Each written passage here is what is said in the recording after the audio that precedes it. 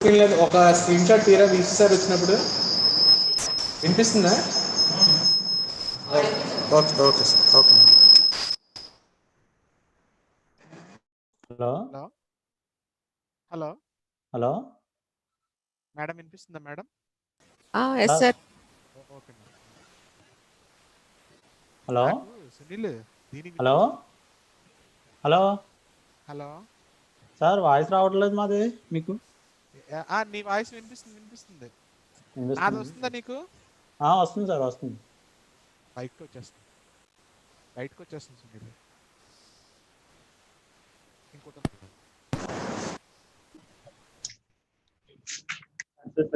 Service అయిపోయింది.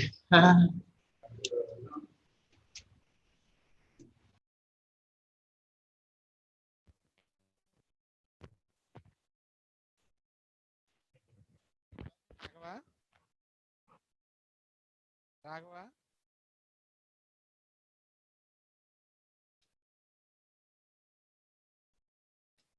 Hello sir వినిపిస్తుందా రాఘవా? వినిపిస్తుంది సార్. లైట్ స్లోగా వస్తుంది. కానీ నాకు వినిపించట్లేదు ఇందులో. బయటకు వచ్చేస్తుంది. Okay sir okay sir. Ali sir ఉన్నారు sir. Sir Ali sir madam sir hello sign చేసి sir Ali sir. Hello hello బయట నుంచి వస్తుంది అదే అంటున్నాను. హలో రాఘవ వస్తా ఒక నిమిషం. నా స్పీకర్ ఆలీ సార్ ఒకసారి ఆలీ సార్ది ఒకసారి మాట్లాడమనండి సార్. ఆలీ సార్ ఒక్కసారి వినిపిస్తుంది సార్. అది కస్టమ్ స్ట్రీమింగ్ కొద్దిగా ప్రాబ్లం వచ్చింది సార్. లైవ్ ఇస్తాను మళ్ళీ వేరే లింక్ మారింది. మీకు వాట్సాప్ చేసాను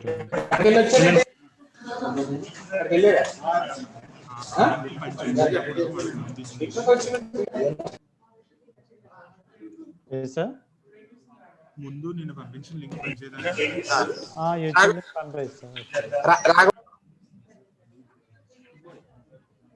హలో రాఘవా సార్ వినిపిస్తుందా? వినిపిస్తుంది సార్. ఓకే. ఇప్పుడు నాకు పంపించింది నేను మళ్ళీ పెట్టామంటారా? నేను మెయిల్ మళ్ళీ పెట్టేస్తారా సార్? కొద్దిగా పెట్టేస్తాను.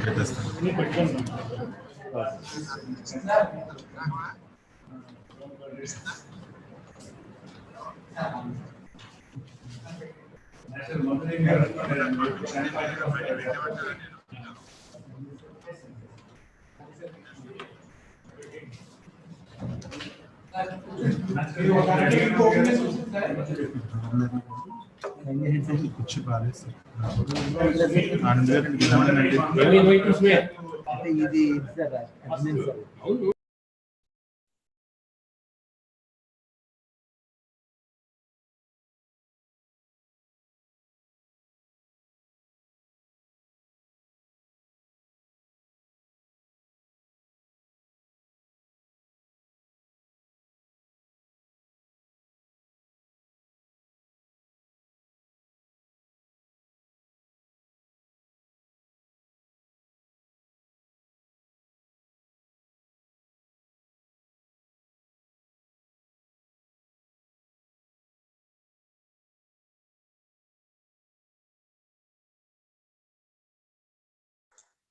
Hello sir. బాలకృష్ణ గారు.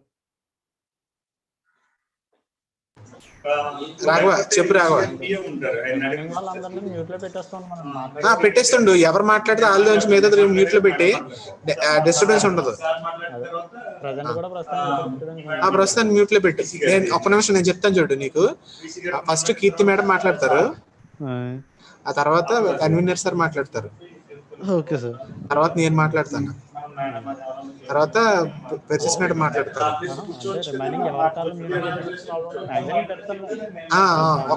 ఒక్కసారి ఉన్నంత వరకు డిస్టర్బెన్స్ లేకుండా అంతే. సార్ వెళ్ళిపోయాక మనకి ఇబ్బంది ఉండదు. సార్ 10:05 జాయిన్ అవుతారు. ఆల్రెడీ రాగా ఉన్నాడు అక్కడ.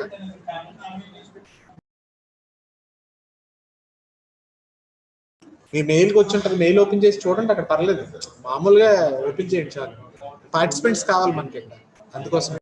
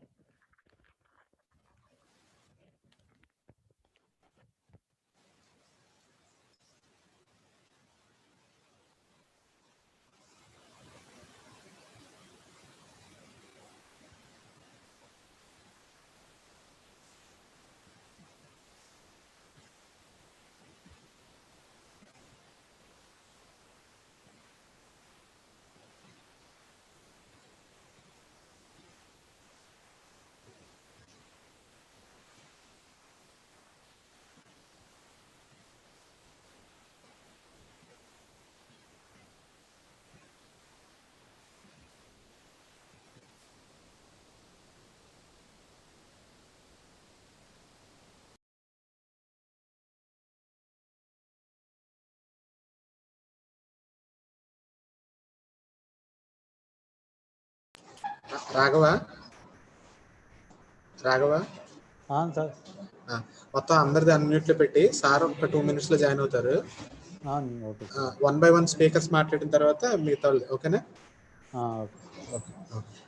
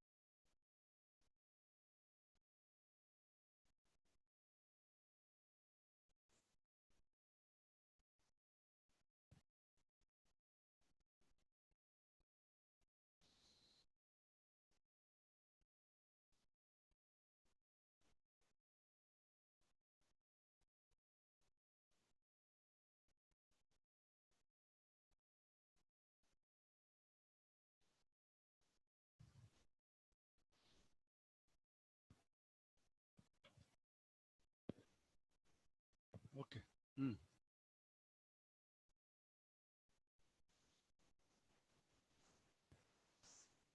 Okay. Okay.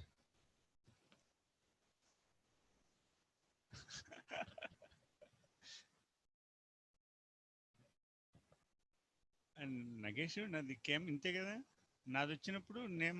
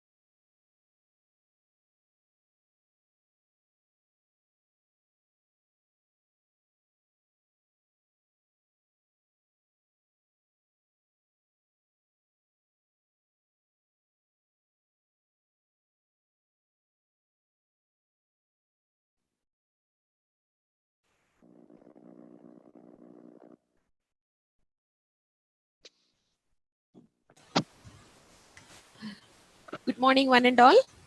I'm Dr. J. Kirti Marita, Assistant Professor in Engineering Physics. With season's greetings, a warm welcome to you all to a two-day national webinar on emerging trends in mathematical sciences and engineering applications, simply NEMSIA 2021. We are fortunate to have a dynamic personality with us, who is our Honorable Vice Chancellor, Professor Mokka Jagannath Rao Garu. Sir, we welcome you. And I feel honored to welcome respected Registrar of our university, Professor Battu Ganga Rao Garu, and the eminent speakers of this webinar, Professor TVS Shekhar, HOD, School of Basic Sciences, IIT Bhubaneswar, Dr. Kurmaya Tamminana, Associate Professor, NIT Tadepalligudem, Professor Madhu Jain, Associate Professor, IIT Roorkee, and Dr. Neetu Kumari, Associate Professor, IIT Mandi.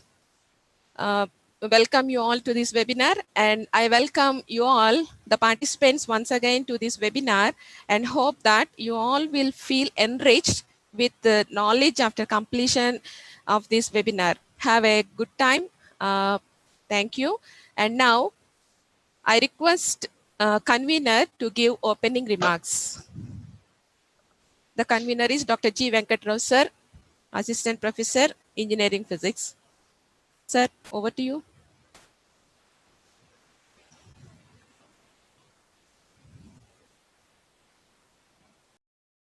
Persons and participations. It is a privilege to organize and host today's webinar.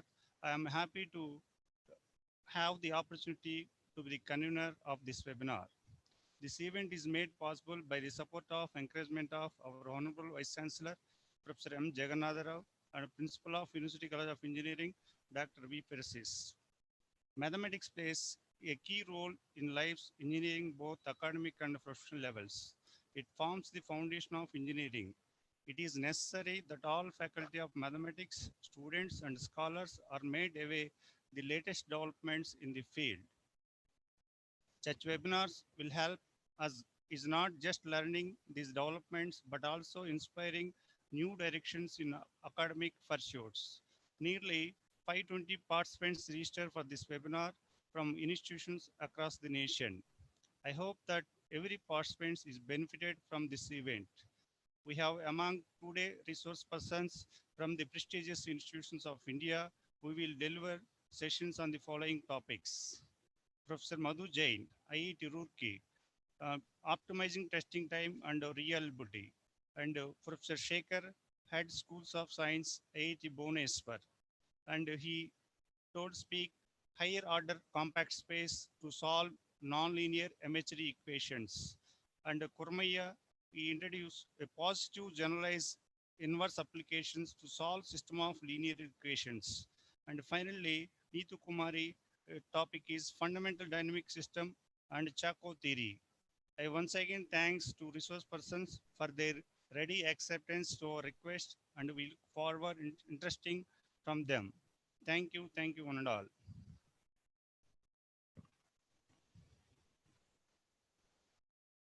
Thank you, sir.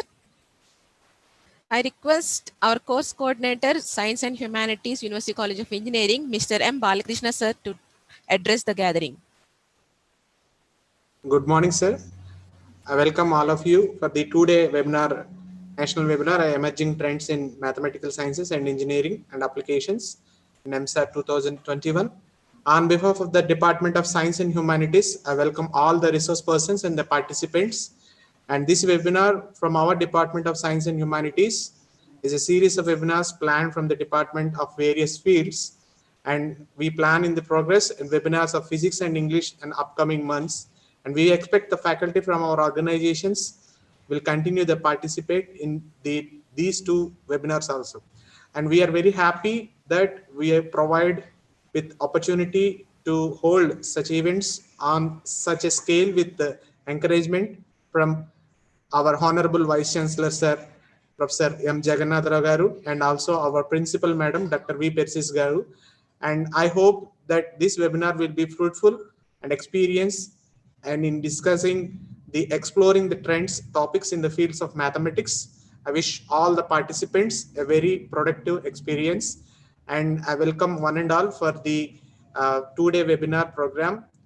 On behalf of our department, I thank one and all for the giving a very good support to me and also for the convener sir and also all the faculty members. I once again thank Professor M. Jagannath Rao Garu for giving the opportunity from our department. Thank you, sir. Over to convener, sir. Thank you. I request our principal, University College of Engineering, Dr. B. Persers, to address the gathering. Madam.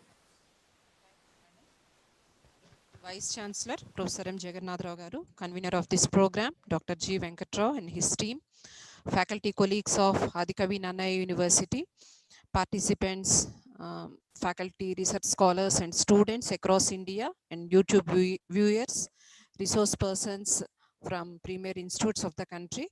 A very good morning to all, and on behalf of the University College of Engineering, I too extend my welcome to everyone present here. So I wish to congratulate the convener of this program, Dr. G. Venkatrao Garu, for making this happen. And in this context, I should mention the efforts of our Vice Chancellor in ensuring that there is some academic activity going on in the campus. And coming to this webinar, the uniqueness of this webinar, I can something unique is we have all the resource persons from the premier institutes like IIT and NIT. On behalf of University College of Engineering, I express my gratitude to all the resource persons, especially for accepting the request and for being part of this webinar. As per the directions of our Vice Chancellor, I want to inform you that we are coming up with a plan of action in order to utilize the services of faculty from IITs and NITs. And in this context, I request all the resource persons, as Dr. Kirti Marita has mentioned their names, so to come to help us in all possible ways. Thank you. Thank you. And coming to the theme of the webinar, my expectation is emerging trends in mathematical sciences and engineering applications. So if in the place of and because we know for all the engineering applications, mathematics is the foundation, applied maths is the foundation. So if it can be addressed like how mathematical sciences relate to engineering applications, because some students are also there as participants here. So how they fit in the engineering applications, how they can be exactly used. So if this can be addressed, it will be of good help to all the participants, I feel. Thank you for giving me this opportunity, and I wish all the participants a happy and great time of learning. Thank you.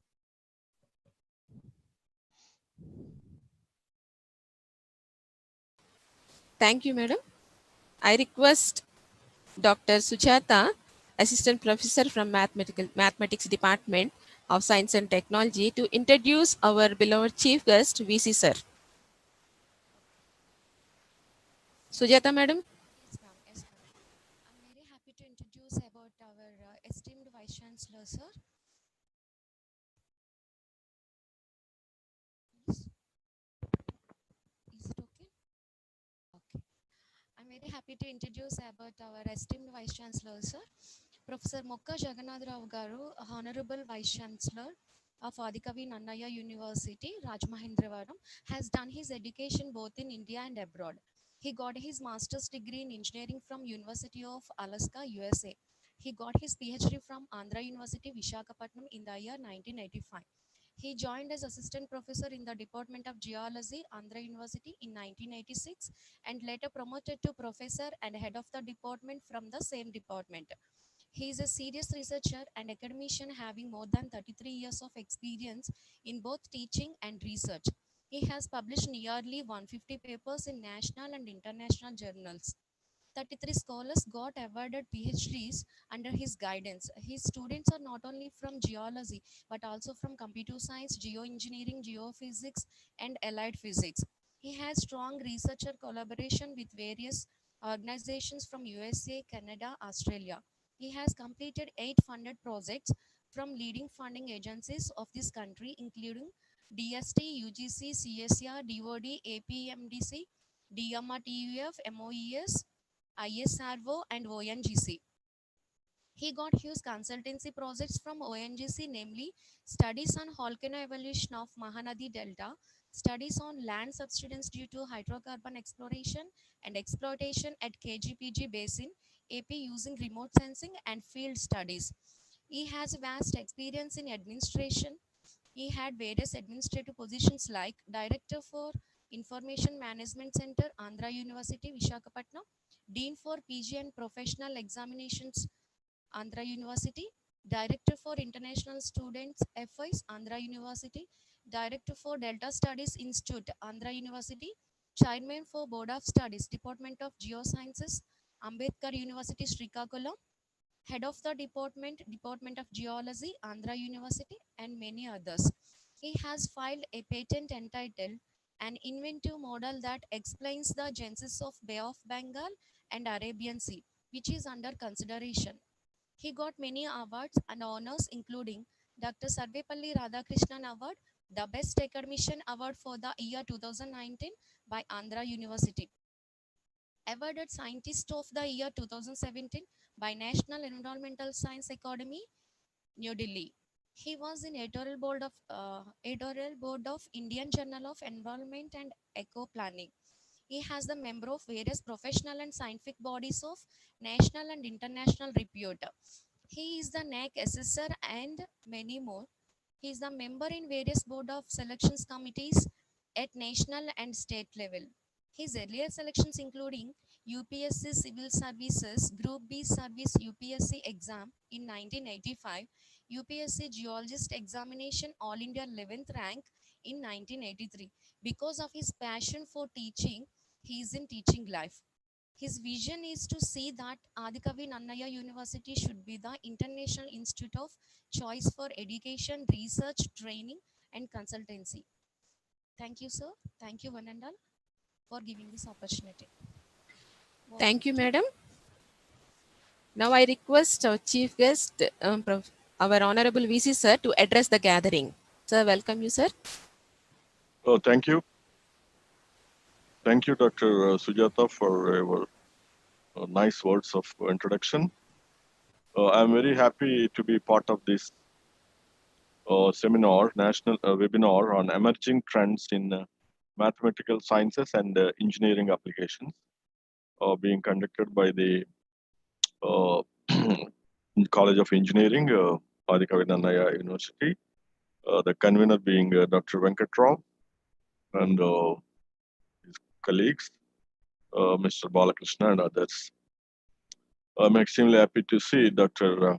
Persis, Principal, College of Engineering, and our Registrar, Professor Gangarao, and other colleagues, Dr. K.G. Arani, and Executive Council members,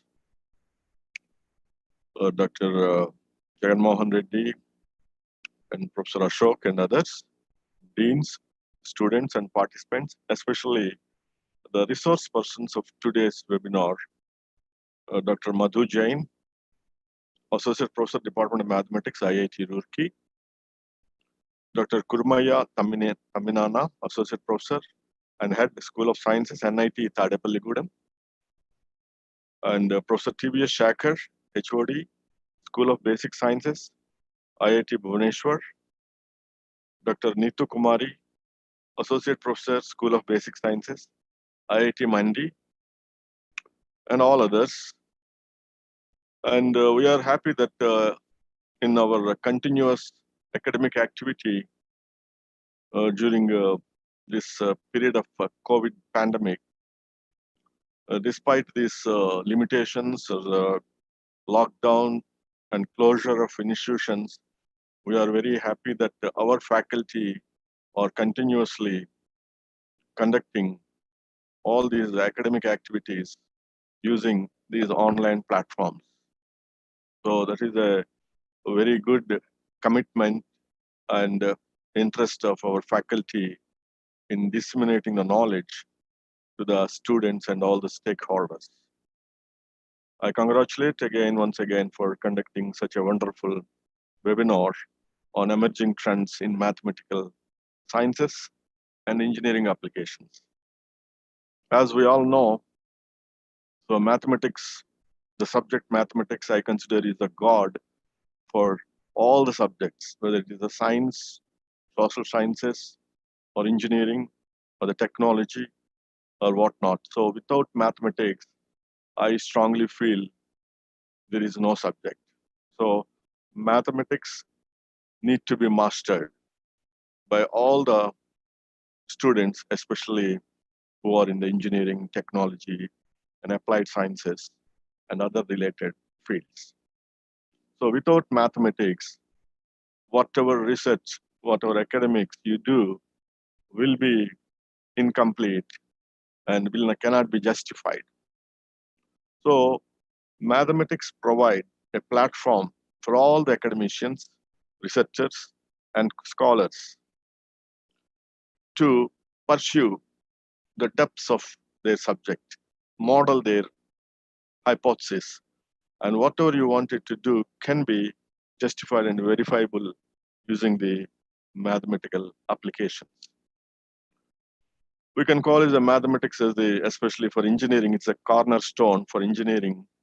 Without the sound knowledge of mathematics, it would be almost impossible to understand the core branches of engineering. Students wishing to pursue an engineering as a career should they should be proficient in mathematical sciences. It is always believed that the mathematics is the gateway to the engineering, which will pave the way for sound career and future prospects. Engineers communicate mathematics when expressing engineering concepts, expressing conclusions, making a model, making arguments, justifying some of their decisions, or even rolling out some IT solutions. Given that mathematics is of central importance to the modern society and is crucially important too, especially for getting good employment opportunities, the mathematical sciences play a major role. Especially a researcher, an academician, a scientist who wanted to do something innovative, something new, some hypothesis he wanted to propose. It should be definitely need to be supported by the mathematical modeling or mathematical applications in whatever the field, especially for physical sciences, engineering, and technology. Even the biological sciences, we need to utilize the mathematics when we are dealing with some of the advanced topics, which we call biomathematics, or these things. So when we are in this era of information technology, artificial intelligence, or the big data, or robotics, whatever it may be, the mathematics will form the most important part of such science and technology. So the students of engineering should not feel that mathematics is some subject which need to be completed just like that. They should feel mathematics should be with them continuously during their pursuance of their profession. It is not one subject of basic science. It should be the subject with you, and it should continue and during your entire profession. In that way, you should see the mathematics. It is not the subject that is compulsorily there to complete, but it should always complement your engineering knowledge, the engineering application, technological applications. So all the teachers of mathematics should inculcate such interest among the students, and they should not feel mathematics is a burden. In fact, they should feel mathematics is the part of their engineering subject, and they should inculcate interest in applying mathematics in their engineering applications. I once again congratulate all the people who are involved in organizing this webinar, and especially the convener, Dr. Venkat Rao. And also, I welcome all the resource persons from IITs and NITs who are here to share their knowledge. I'm very sure that their knowledge will be definitely beneficial for all the participants and inspire them in using mathematics in their career in very effective manner. I definitely feel the deliberations or the discussions which will result in this webinar will be very fruitful, and I wish this webinar all the success. Thank you very much. Thank you. Thank you, sir. Thank you, sir, for your encouraging words and also for reminding all of us the role and importance of mathematics and its applications in every field we take, especially with IT world in this modern society. Once again, thank you, sir. And now I request Dr. D. Appal Raju to introduce the resource person, Madhu Jain, madam. Sir. Thank you, madam. This is Dr. Appal Raju, Assistant Professor of Management for Engineering. It is my great privilege to introduce Dr. Madhu Jain. He is faculty of the Department of Mathematics, Indian Institute of Technology, Roorkee. For last 12 years, before joining IIT Roorkee, she served Dr. B.R. Ambedkar University, Agra as a reader and professor. Dr. Jain was visiting faculty under UGC Career Award in IIT Delhi 1994 to 97, and also served DAV PG College, Dehradun as a lecturer, senior lecturer. She is a recipient of 2 gold medals at MPhil level. There are over 450 research publications in reputed national international journals, more than 150 papers in proceedings of conferences and edited books, 20 textbooks and 6 edited books to her credit. She was conferred Young Scientist Award and SERC Visiting Fellow of Department of Science and Technology, DST, and Career Award, University Grants Commission, India. IT Vikas Parshad, UP has conferred her Gyan Gaurav Award. Distinguished Service Award was conferred to her for outstanding contribution in mathematics by Vigyan Parshad of India in the year 2011. She was visiting fellow of Isaac Newton Institute of Mathematical Sciences, Cambridge, UK during summer of 2010, 2011 and 2014. 50 candidates have received their PhD under her supervision in area of mathematics, operations research, industrial engineering, computer science. She has successfully completed 6 sponsored major research projects of MHRD, DST, UGC, and CSIR. She has delivered invented contributory talks, panelary keynote lectures and paper presentations in more than 60 international and 125 national conferences in India and abroad. She visited many reputed university institutes in USA, Canada, Australia, UK, Scotland, Germany, France, Holland, Belgium, UAE, Republic of China, Singapore, Mauritius, and Bangkok.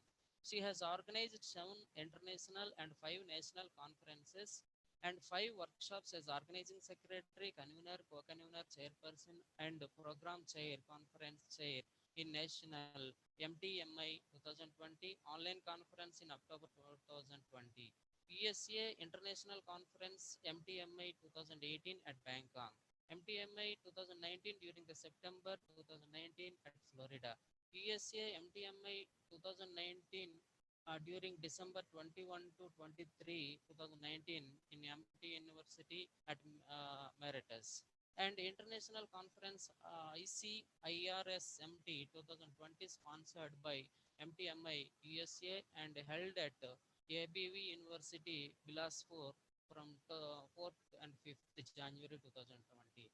She was also convener of CSTT MHRD sponsored conferences during October 12 to 14 in the year 2018 at IIT Roorkee. Dr. Jain was a former president from April 2017 to March 20 and vice president April 14 to March 2017 of Vigyan Parishad of India. At present, she is holding the post of President of Global Society Mathematical and Allied Sciences. Her current research interest includes performance modeling and of computer communication networks, queuing theory, software and hardware reliability, resource allocation of cellular mobile system, bioinformatics, etc. It is a brief profile of Dr. Madhu Jain. We welcome you, ma'am. Hand over to you, ma'am.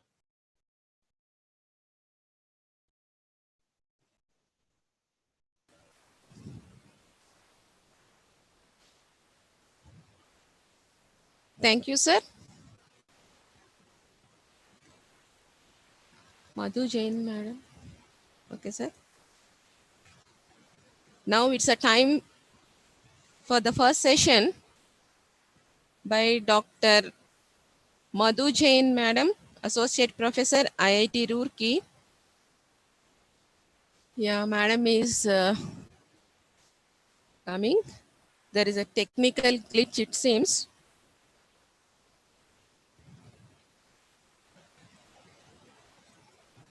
So she will be with us in minutes. Kindly stand by, please.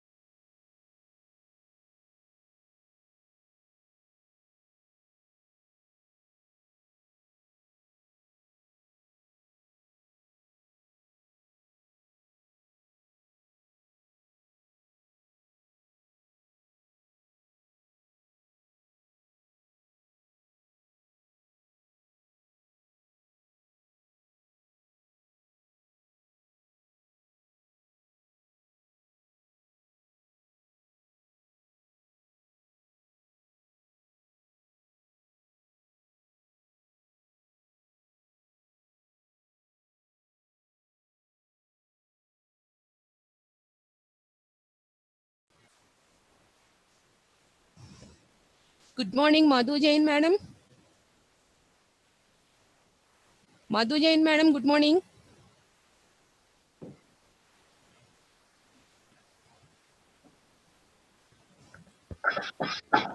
Madam, good morning.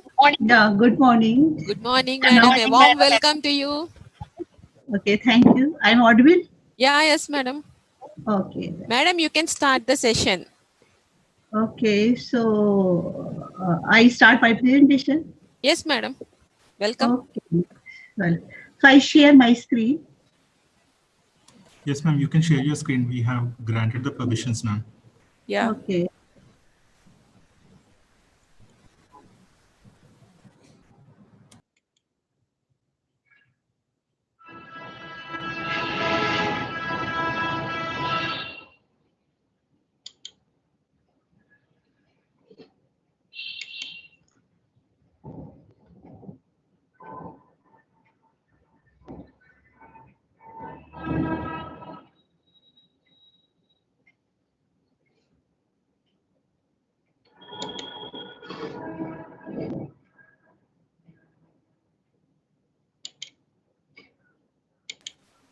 Yes, madam.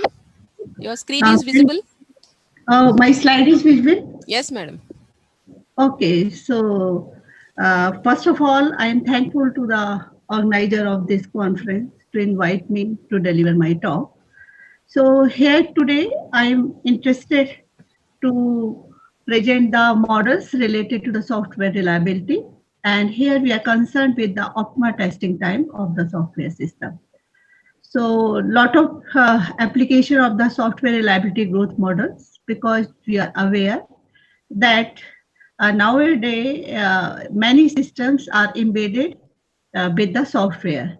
So not only the large system, even toys are also embedded with some software. So if there is a failure, so problems come into pictures, mainly in case of the some software related to the hazardous situation, like medical equipment.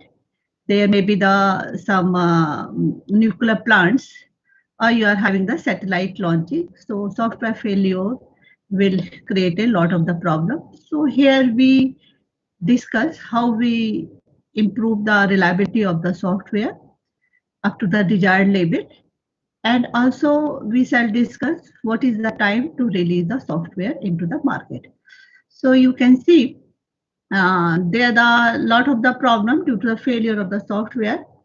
And a report says that here that there's a lot of money involved when software fails. So even you can see the Amazon company, if 1 hour's failure, downtime comes out to be there. So there is the cost around the 1.8 lakhs dollar. So in such a way, we have a lot of the problem due to the failure of the software. So we want to make the software more reliable and as much as possible in case of the some software which can create the problem related to the money and as well as the health situations. So what is the software reliability? Actually, this is the reliability as we have concerned with the hardware, but this is not a physical, this will not give the any physical appearance of the entity. So there is the coding, and whatever coding is done for the software system, that should be reliable. So for that one, we need a lot of the testing. So mainly software reliability models are the Markov types, and the non-Markovian models are also available. But here I am going to discuss the non-homogeneous Poisson process-based software models to compute the cost, and then we are doing the optimization by taking the some classical method or numerical method and even soft computing method, so that we can get the optimal time to release the software.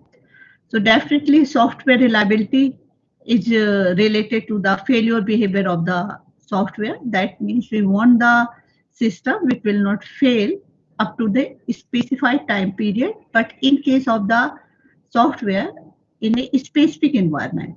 In some environment it may fail, but whatever environment you are considering for the software, it will work correctly, and we don't tolerate the failure during that duration. So that kind of the things we are defining for the reliability.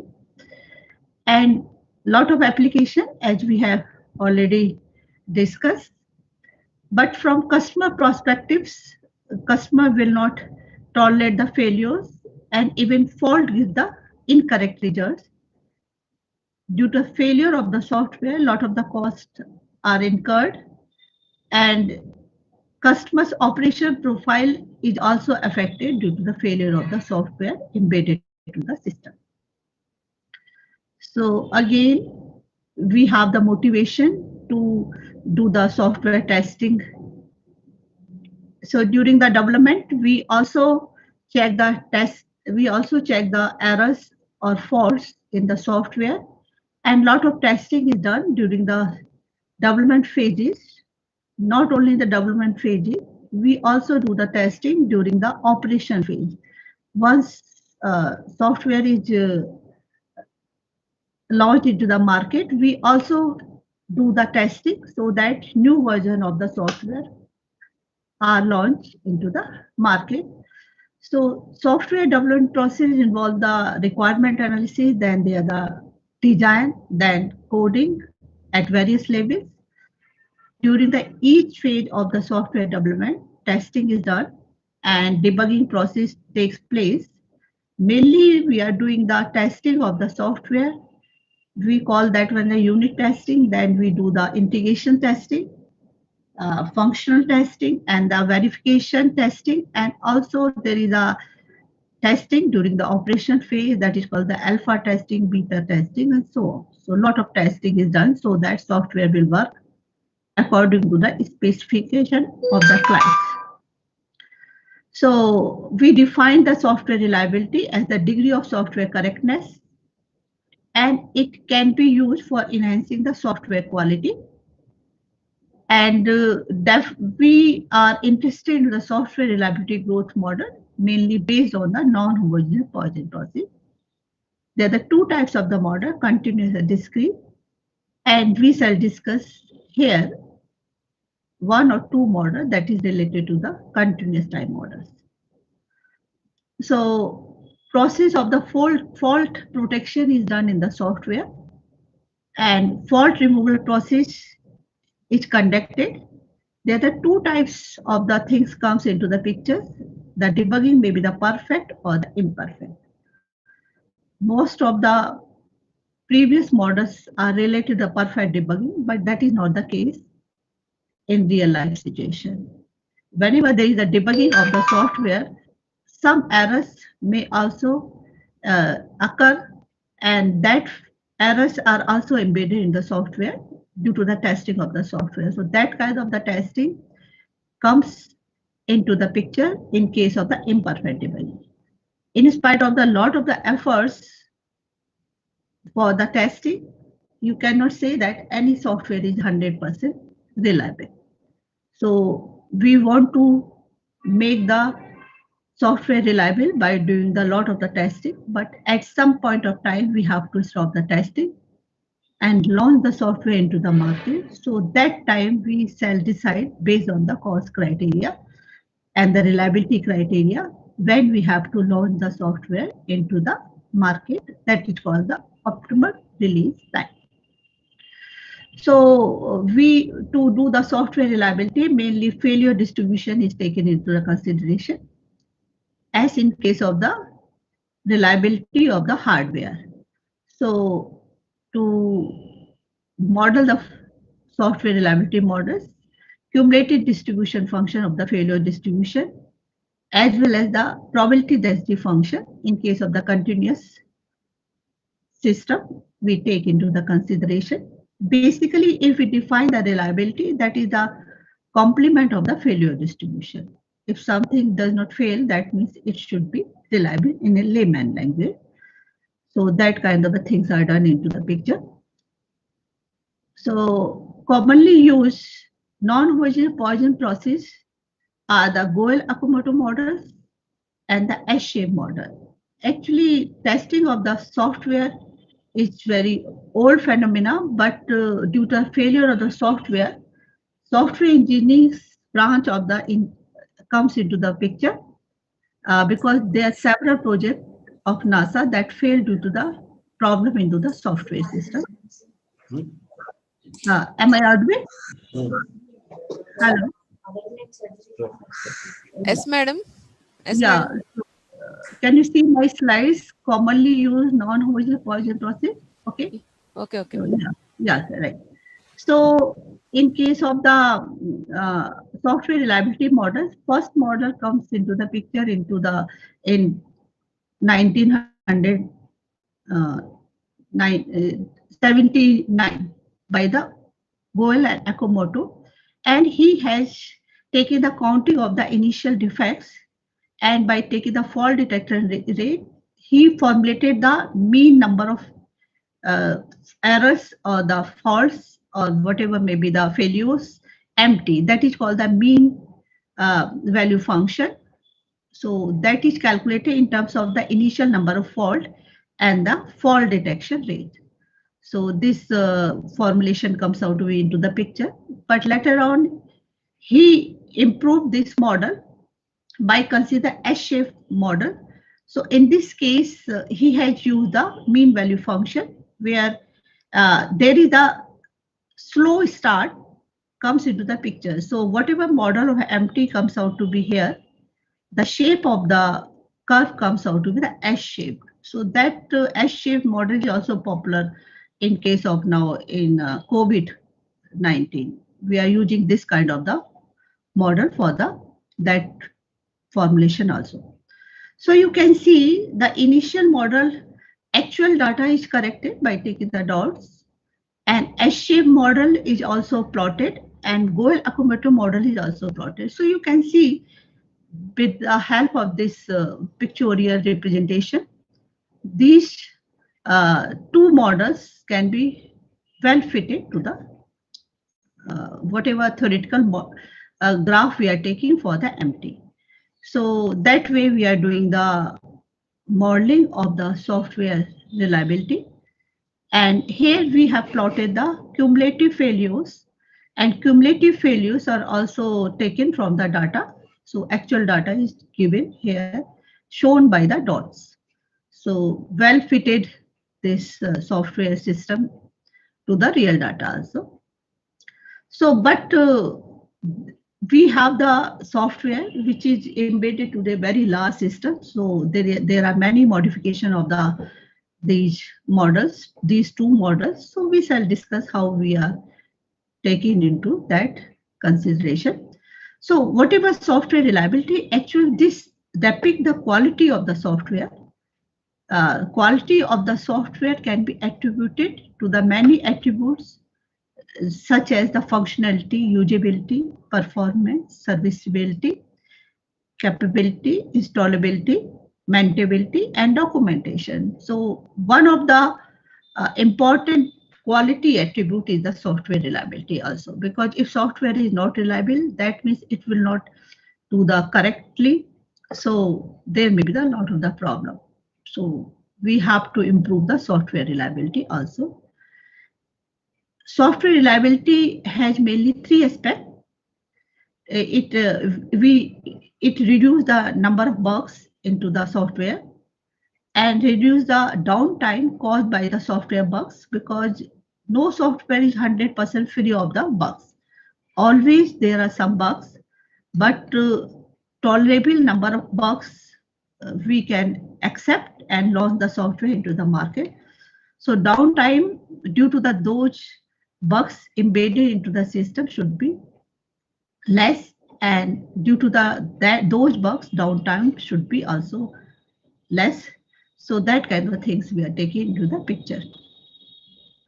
So software reliability growth models actually are the mathematical tools, or you can say the statistical tools, which are used to develop test cases. Means whatever software we develop, we take some test cases to make sure that this will work well into the real life situation. So some test cases are taken into the consideration.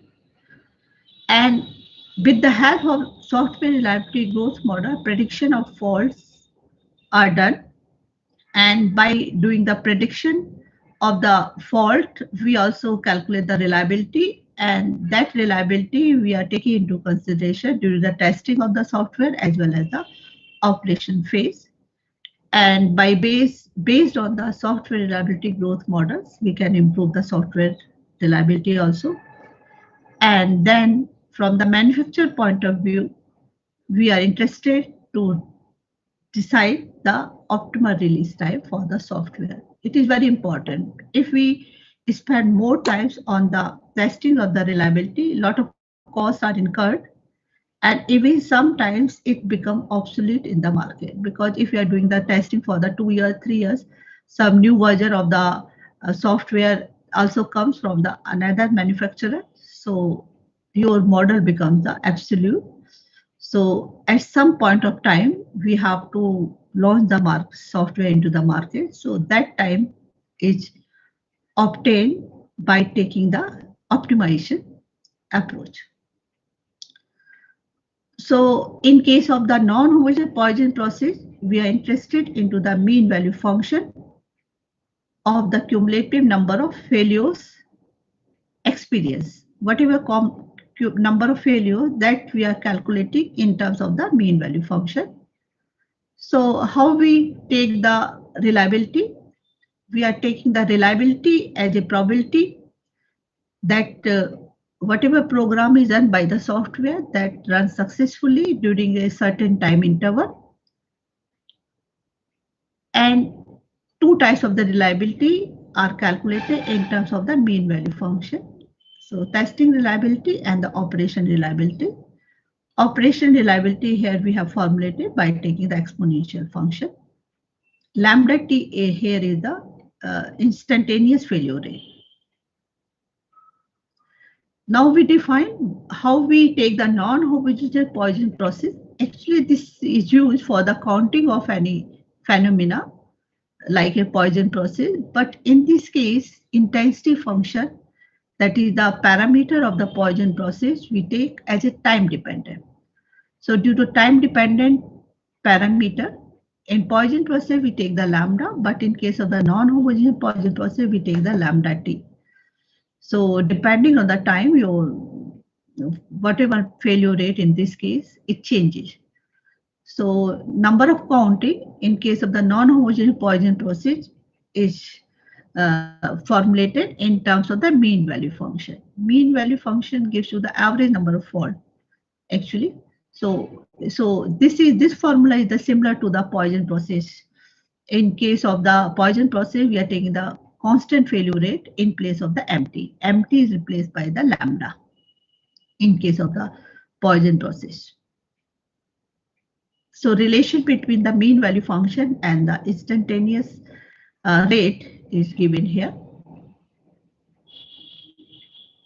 So whenever we are doing the software testing, we are interested into the parameter estimation. Here we have used the parameter detection rate. There may be the fault contain function. What is the fault contain initially? So that should be estimated based on the real-time data. So popular method is the maximum likelihood estimation method. So those who are a little bit familiar with the statistics, so they know how we do the maximum likelihood estimation. Actually, whatever data is there, we take that data and take the product of those function, then we take the log, and by taking the differentiation, we can get the parameters by solving the set of equations. So this is the basic method to do the parameter estimation. So for software reliability prediction, we need the estimation of the parameter by taking the real-time data. So some statistical tests are also done when we are doing the modeling and checking the whether this is good model or not. So goodness of fit tools is also used. So we can also take the accuracy of the estimation, mean square error, relative error, bias, variance, mean square error, and other statistical inference formula to do the goodness of fit testing. So whenever we formulate the software reliability growth model, we are interested in the cost function. So cost function mainly include your cost of the testing, cost of the testing during the operation phase, and whatever cost is incurred during the horizon of the software development. And sometimes we modify the cost function by taking the risk factor or the testing effort function or warranty cost. Warranty cost is also very important in case of the software, because whenever software is manufactured, some warranty is also given that it will work up to 2 years, 3 years if there is any problem. So that is corrected by the software engineers and during the operational phase. If not corrected properly, so they can also return back the money, and even they can allow to give the new version of the software in that case. So this is the same model as we discussed for the Goel and Okamoto. So mean value function is formulated by taking the expected number of total fault that exists before testing. And second parameter we are using, that is the fault detection rate. So mainly to formulate the software reliability growth model, two parameters are used in all the models. That is the initial number of fault that is before the testing. A, here we are taking the constant, and B, the fault detection rate. In terms of the initial fault contain A and the your fault detection rate, we formulate the mean value function for the simple exponential model. But in case of the S-shaped model, we are taking the fault detection rate time dependent. So you can see by taking the time dependent fault detection rate, we can improve the exponential model, and this model has the S-shaped. So we call this one as the S-shaped model. So now we are interested how we decide the optimal release time. So for that one, we are computing the total development cost due to the testing and also reliability prediction. So whatever reliability we needed, that should be fulfilled. So that then we will like to release the software into the market. So for S-shaped model, I take the basic assumptions. So I'm not going to the detail, but mainly in case of the S-shaped model, we are formulating the model by taking the time dependent fault detection rate. So for this one, S-shaped model, we would like to obtain the optimal release time. So 3 cost elements are taken into consideration. What is the initial testing cost? What is the testing time per unit time, maintenance cost, and then we want to calculate the T star, that is the optimum release time. As usual, we are taking the B is the fault detection rate, but here we are also taking the discount rate of the cost. This is the modification in the S-shaped model because value of the money also changes with the time, and software is developed. It takes a lot of the time. So sometimes we have the software development process. It ranges from 1 year to the 5 year. So value of the money also changes. So discount rate is also taken into consideration. So now you can see mean value function is obtained by taking the equation 1.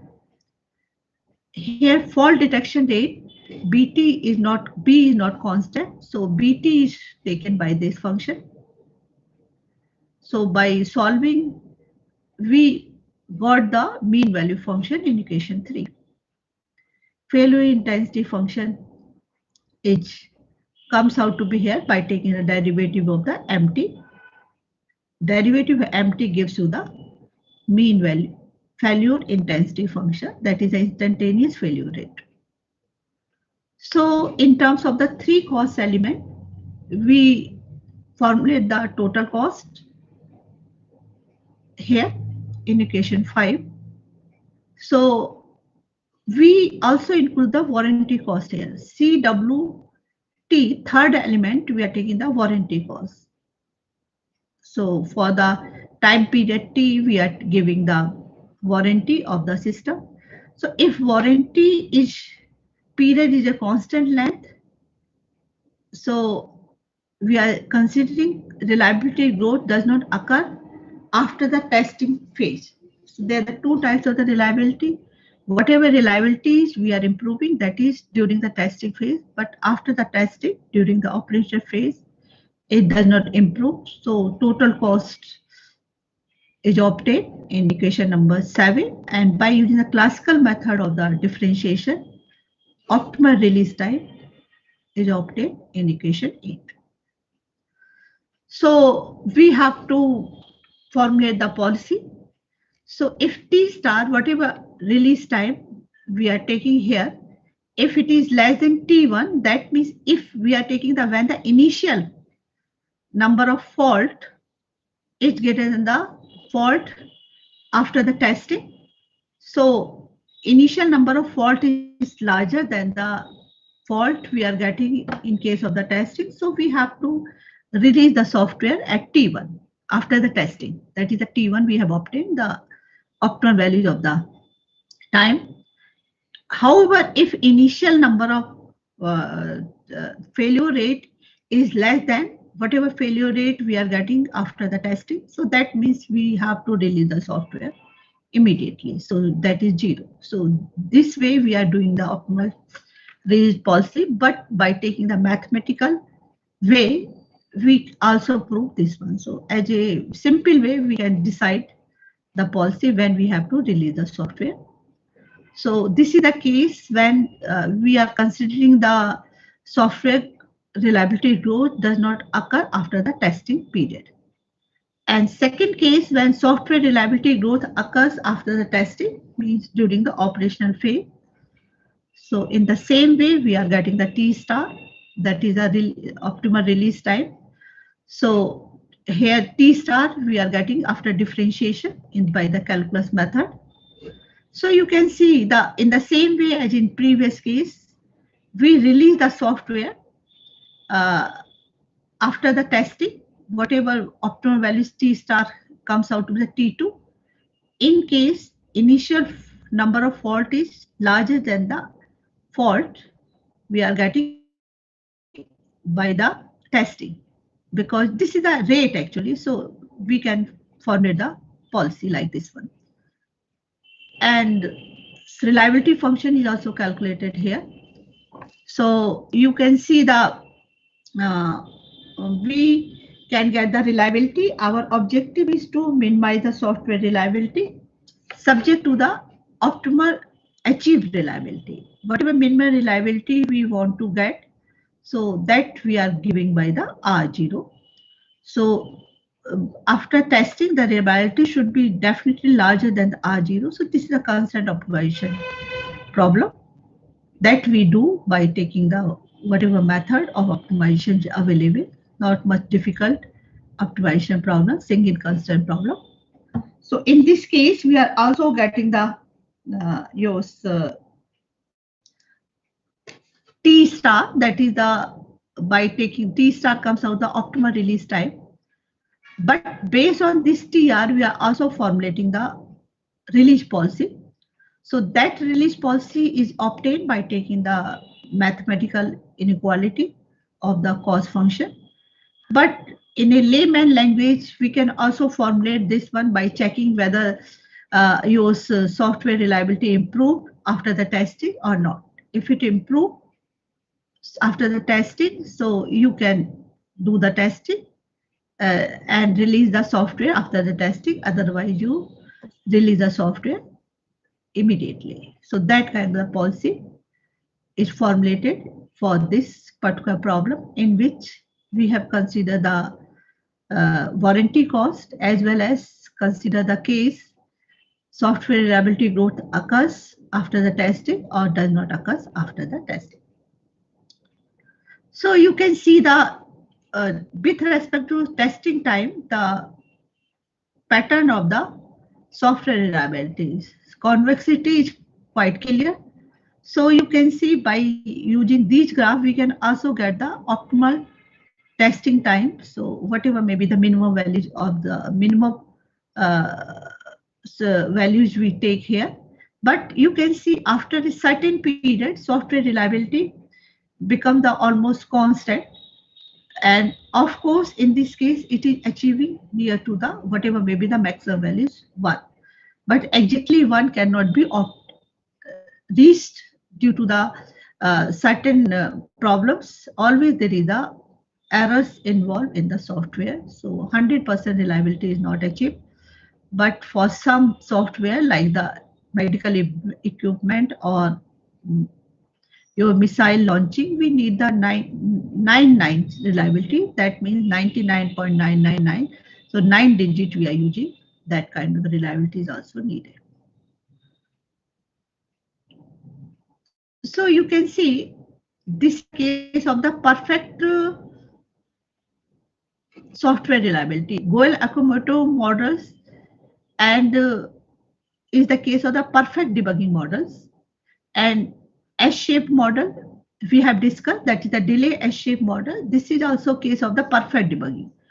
Perfect debugging we are formulating by taking the AT, that is the initial fault contained function should be constant. If initial fault contained function A is taken as a constant, it does not depend the time. This is the case of the perfect debugging model. If AT varies with the time, so that gives you the imperfect debugging model.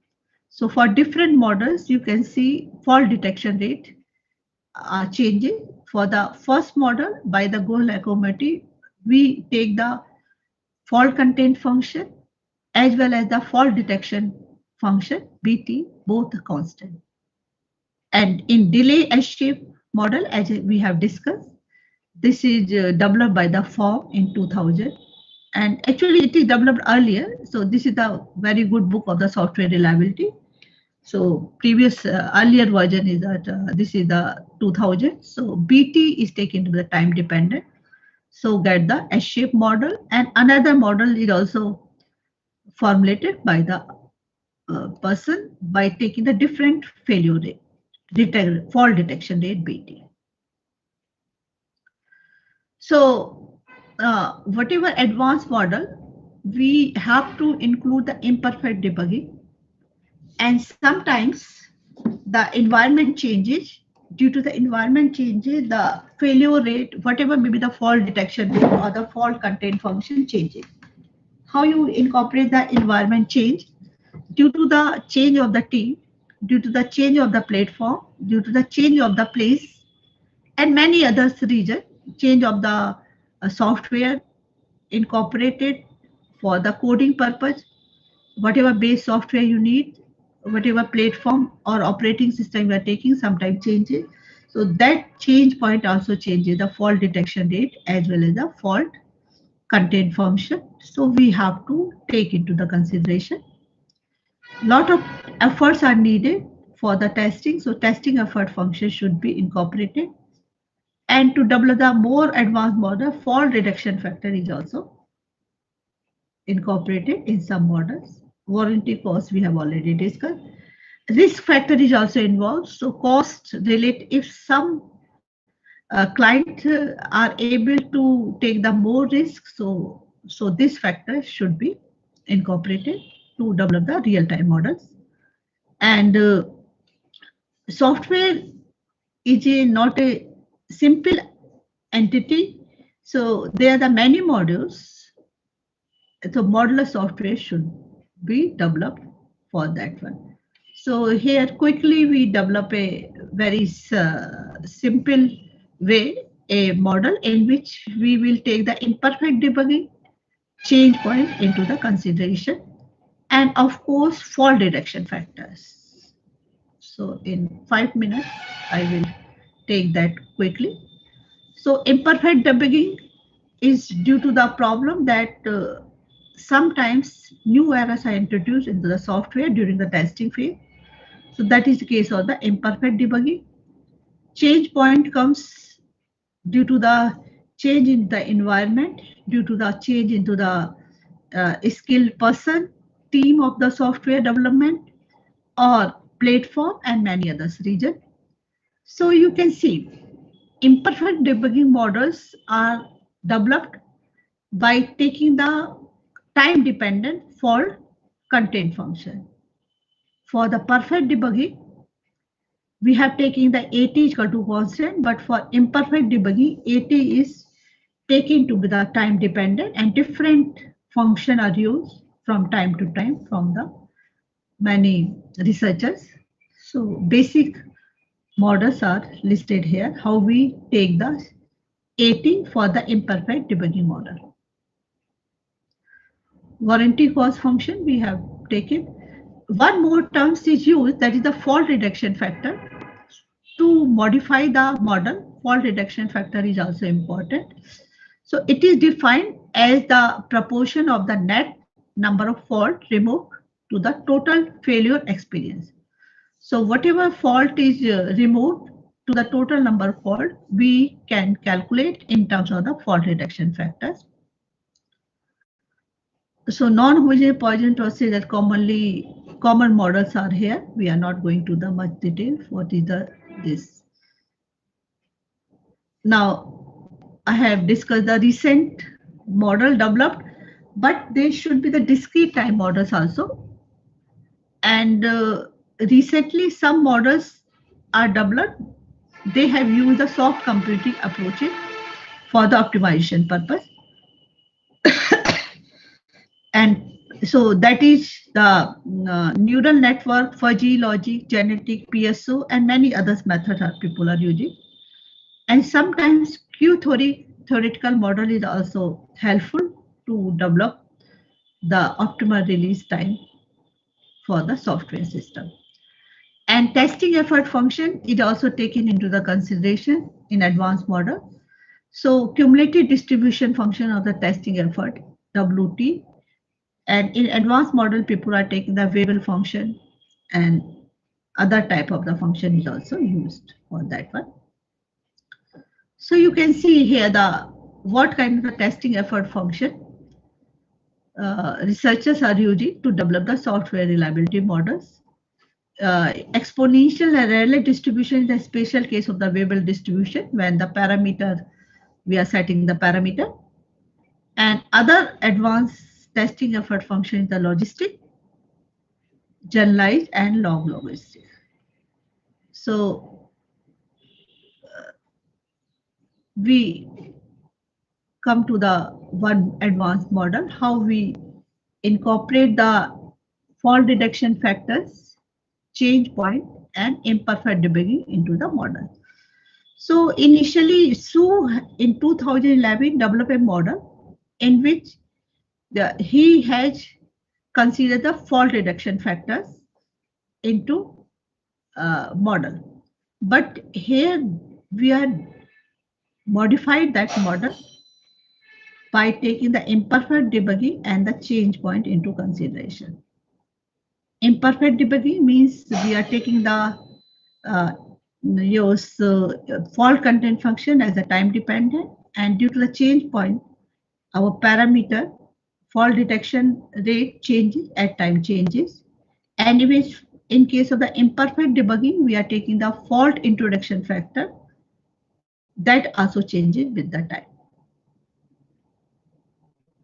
So fault detection rate function, BT is defined like this one.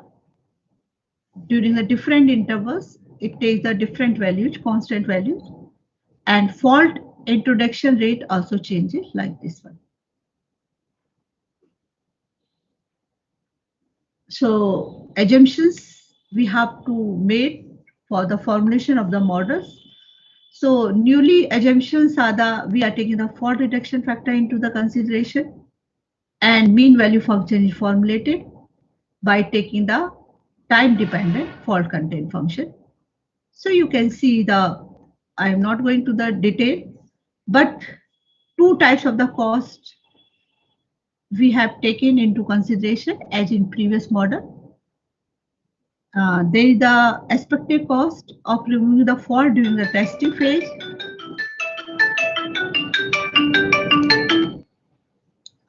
And expected cost of removing the fault during the operation phase. As in previous models, this is taken into consideration. Here, this model includes the constant fault detection rate during the different intervals, B1, B2, B3, but it changes with the in different time duration. So this is the mean value function that we have calculated in terms of the differential equation. It is directly proportional to the residual fault. Residual fault is obtained. 80 is the initial fault content, MT is the mean value function. So whatever residual fault initially, we are taking the 80 minus MT, and directly proportional. So we are taking RT as the constant of proportionality in this case. And we have taken the fault reduction factor BT into the consideration. Small b is here the fault detection rate. So three cases of the fault reduction factor is taken into consideration when it is a constant.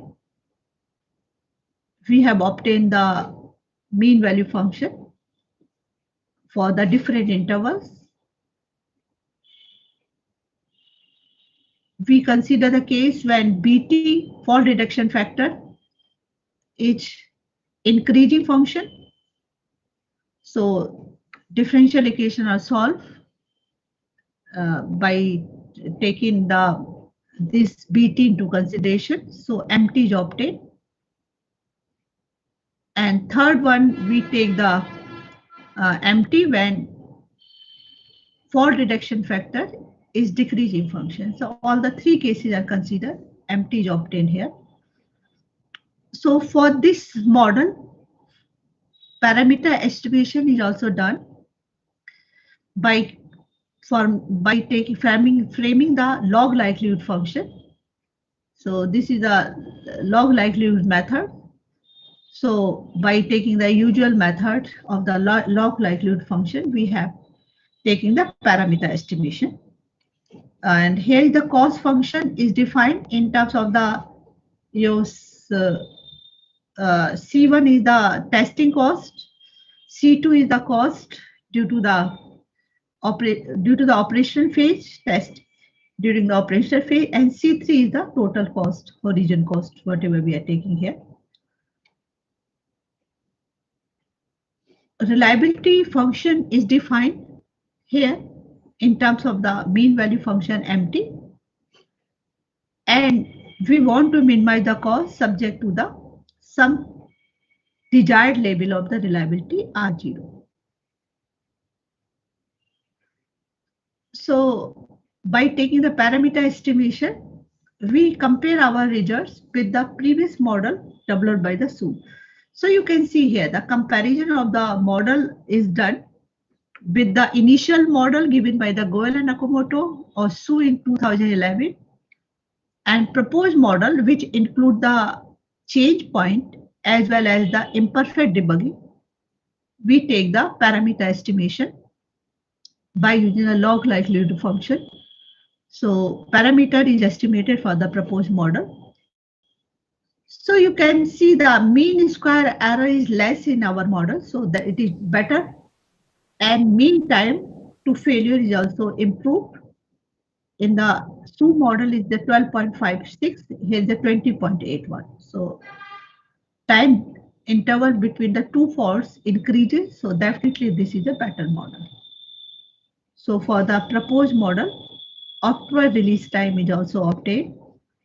So optimal release time means you are taking the less value of the optimal release time, so less cost is incurred that way. So here is the improvement in the model that way. Cost function here shows the convexity, and so definitely we are getting the optimal release time based on this one. So by using the optimization technique, we are taking the optimal release time T star by minimizing the total cost function CT. So T star optimal release time is opted for the two cases. We are taking the before the testing growth does not occur or testing growth occurs. So that two cases are taken into the testing growth occurs after the growth, reliability growth occurs after the testing, that is during the operation phase. So here we have done some model formulation of the models, and parameter estimation is done, and with the help of that statistical inference, we can prove that the model is better than the previous model because testing time, optimal release time is less, cost is also less in comparison to the previous models, as we have shown in the previous slides. So that way, software reliability growth modeling is done for the different cases. So we are interested in the real time different types of the models in which some modification is done by taking the imperfect debugging or the change point or the testing effort function, etc. So that way model can be improved. So I just ask how much time I left. So hello. Yes, madam. Yes, madam. How much time I left? So that way I take 15 more minutes, madam. Okay, so now I discuss the one more model by taking the improvement of this model by taking the testing effort function. Because lot of testing is done, so cost related to the testing is also incorporated there by taking the testing effort function. So here are the basic book that use the software reliability models, and warranty cost is also important. So this is a very big book of the Dhillon. They have done the warranty cost analysis, not only for the software reliability or reliability model, otherwise they have also taken the warranty cost models also. So now previous model can be improved. In the previous model, we have incorporated the change point. We have taken the fault reduction factor into the consideration. That is the ratio of the number of fault removed to the total number of fault. And imperfect debugging, that gives you the time dependent fault content parameter 80. So these last we have taken the change point, fault reduction factor, and imperfect debugging in the previous model. But model can be improved by taking the testing effort function. Testing effort, we are taking the Weibull followed by the Weibull distribution. If you are taking the Weibull distribution by setting the parameter, your shape parameter, we can get the exponential distribution as well as the Rayleigh distribution from the Weibull distribution. So you can see here main features incorporated from the classical models, different from the classical model, the imperfect debugging, fault reduction factor, multiple change point, as well as the use testing effort function. So due to the testing effort function, our differential equation of the mean value function, we have the terms here, the WT. W2 gives you the probability density function of the your fault testing effort function. So by incorporating WT, we can improve the model and test by taking the parameter estimation. Okay, so by taking the fault reduction factor as well as the your testing effort function in the form of the Weibull, we are getting the mean value function to solve by solving the set of differential equation. Then cost function is formulated by using the C4. C4 is the cost element which is related to the your testing per unit testing effort. The cost of testing per unit testing effort. So C4 gives you the cost related to the testing effort. Here warranty cost is not taken into consideration. Once we are able to frame the cost function, we can use the optimization technique to get the T star. What is the optimal testing release time? So here we are taking the TL is the software life cycle length. So whatever life cycle length we are taking, that is the TL, denoted by the TL. For the modeling of the software reliability growth model, we need the reliability. R gives you the reliability that system is, this is the conditional reliability that system will operate during the T plus delta T when it is already good at time T. So that conditional reliability we have obtained in terms of the mean value function. And this function, mean value function, whatever cost function that we want to minimize so that T, whatever optimal release time can be obtained. This is a constant optimization problem because we have put the constant on the reliability achieved. R0 is the minimum reliability which we want to achieve. And definitely reliability lies between 0 and 1. So by setting the default parameter, we do the numerical experiment. So here we are considering the 2 change points. So corresponding to that point, we are taking the suffix 1 and 2. So your B1 is your fault detection rate during the first period, and the B2 is the fault detection rate during the second period. And B1, B2 is parameter corresponding to the fault detection factor. So by changing the parameter of the fault reduction, we can see the changes here in the total cost. Of course, here and we take the initial number of fault in the software. So all these figures have your convexity, so minimum, so optimal values of T you can obtain, and that gives you the optimal time to release the software. So by increasing the initial number of fault A, you can see our cost will increase. If there is a more number of faults in the software, initially more errors or more bugs are there, so we have to take the more testing. So total cost of the testing will increase. Reliability we have plotted by making the changes into the time duration, T, testing time.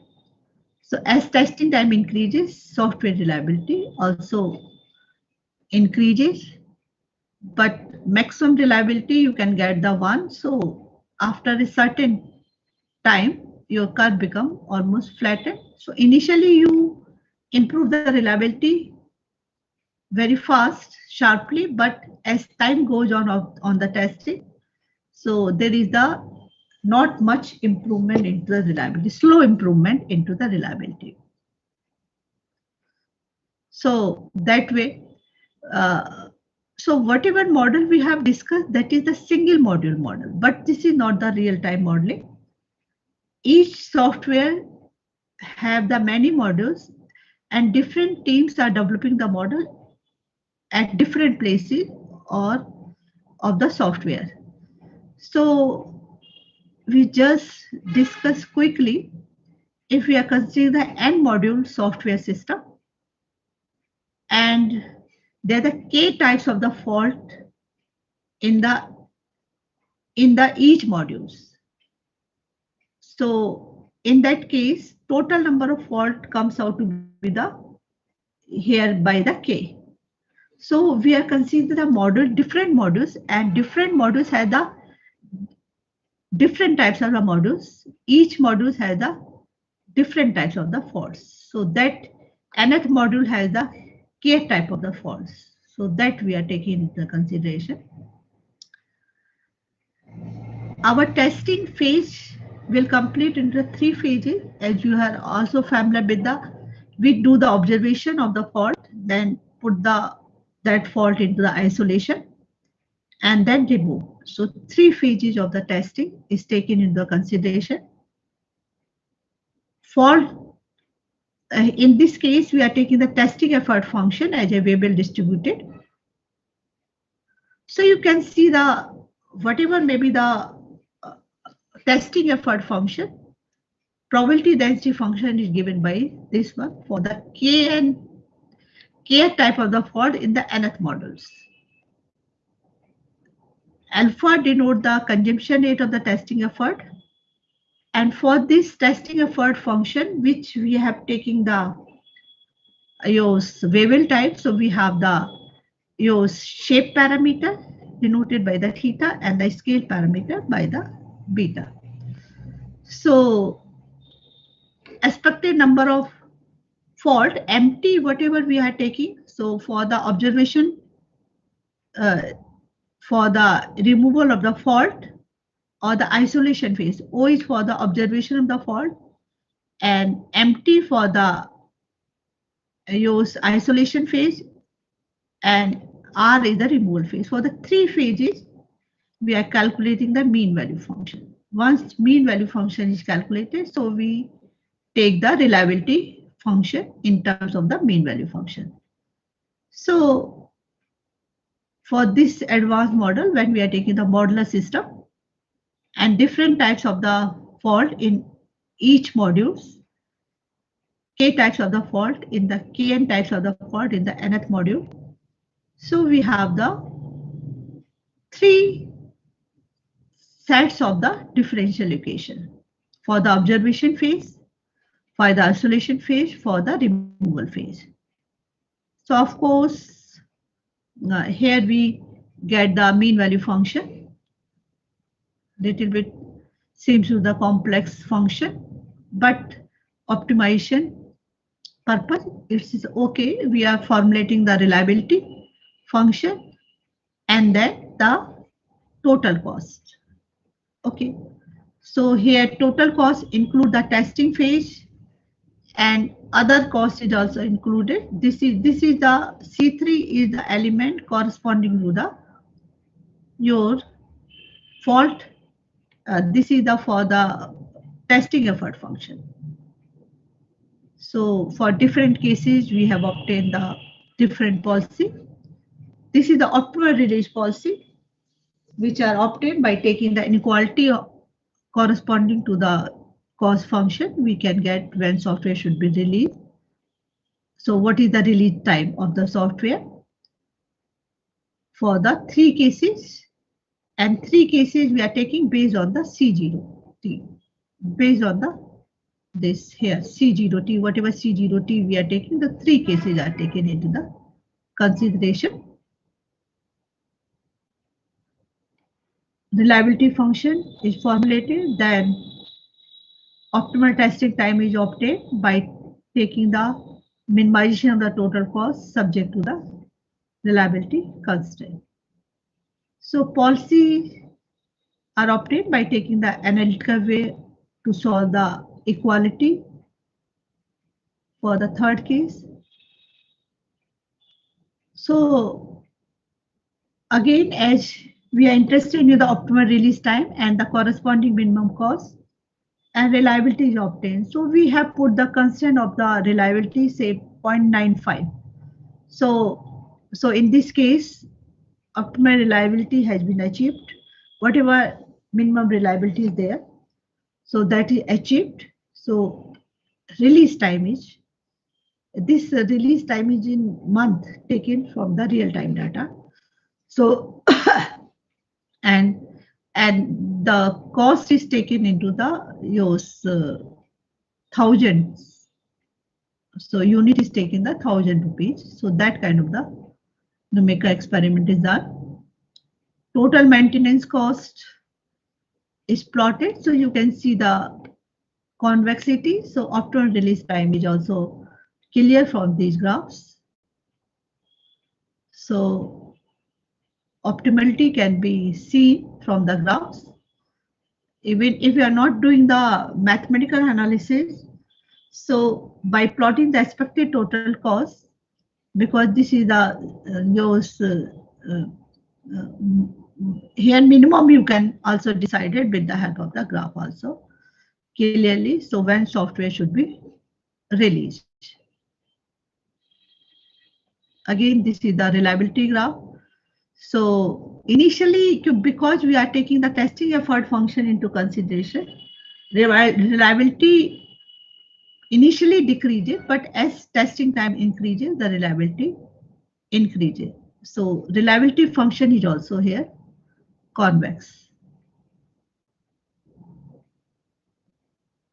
So by changing the discount rate is here in the value of the money. So whatever may be the interest rate, because some money are landed taken from the bank. So depending on that one, discount rate is taken into the consideration. Beta 11, beta 21 is the fault introduction rate. Why fault introduction rate we are taking into consideration? Because this is a case of the imperfect debugging. During the testing, some fault may be introduced. So rate of introduction of the fault is denoted by the beta. Testing reliabilities, you can see this comes out of the S-shaped. So initially reliability increases slowly, then very quickly. Then as you do the more, you spend more time on the testing, so reliability achieve the asymptotic constant value 1. So you can see asymptotically it reaches to the 1. So I conclude my presentation. We have discussed the many models, starting from the basic model given by the Goel and Akamoto, and that is developed in terms of the fault content function A and the fault detection rate B. If we are taking the fault content function A function of the time T, so we are getting the model for the imperfect debugging. To do the advanced modeling, we have to include some more realistic features such as the fault reduction factor, change in point, change in the environment gives you the change point models, and testing effort function. And to take the real-time system, we have to take the modular system. So that we have discussed. In all the model, we have discussed how we take the release time. For the manufacturer, it is very important to estimate the release time of the software, whatever budget is available depending on that one, and whatever reliability is required by the client. And for the client purpose, they want the more reliable software. So testing cost is incurred on the software development. So whatever reliability is needed by the customer, so that can be achieved by including the testing effort function. So that is also discussed here. So we have done some work related to the software reliability for the last 10 years. So some papers are listed here.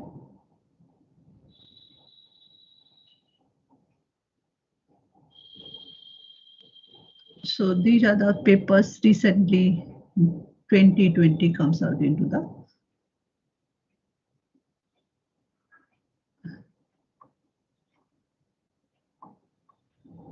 So thank you so much to hear me patiently.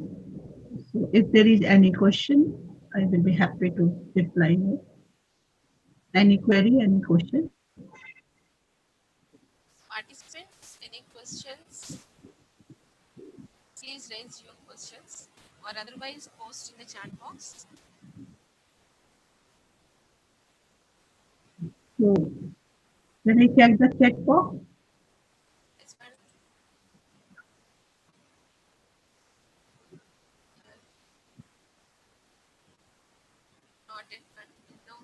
no, I don't think there is any question. I'm saying it is good, but no questions arise here. Yes. So any query or whatever. So you have my email. So if someone wants Good morning, madam. So it can contact me, no problem. Good morning, madam. Good morning. It is almost good afternoon. Yeah, no problem. I have a few doubts or idea to share with you, madam. Yeah.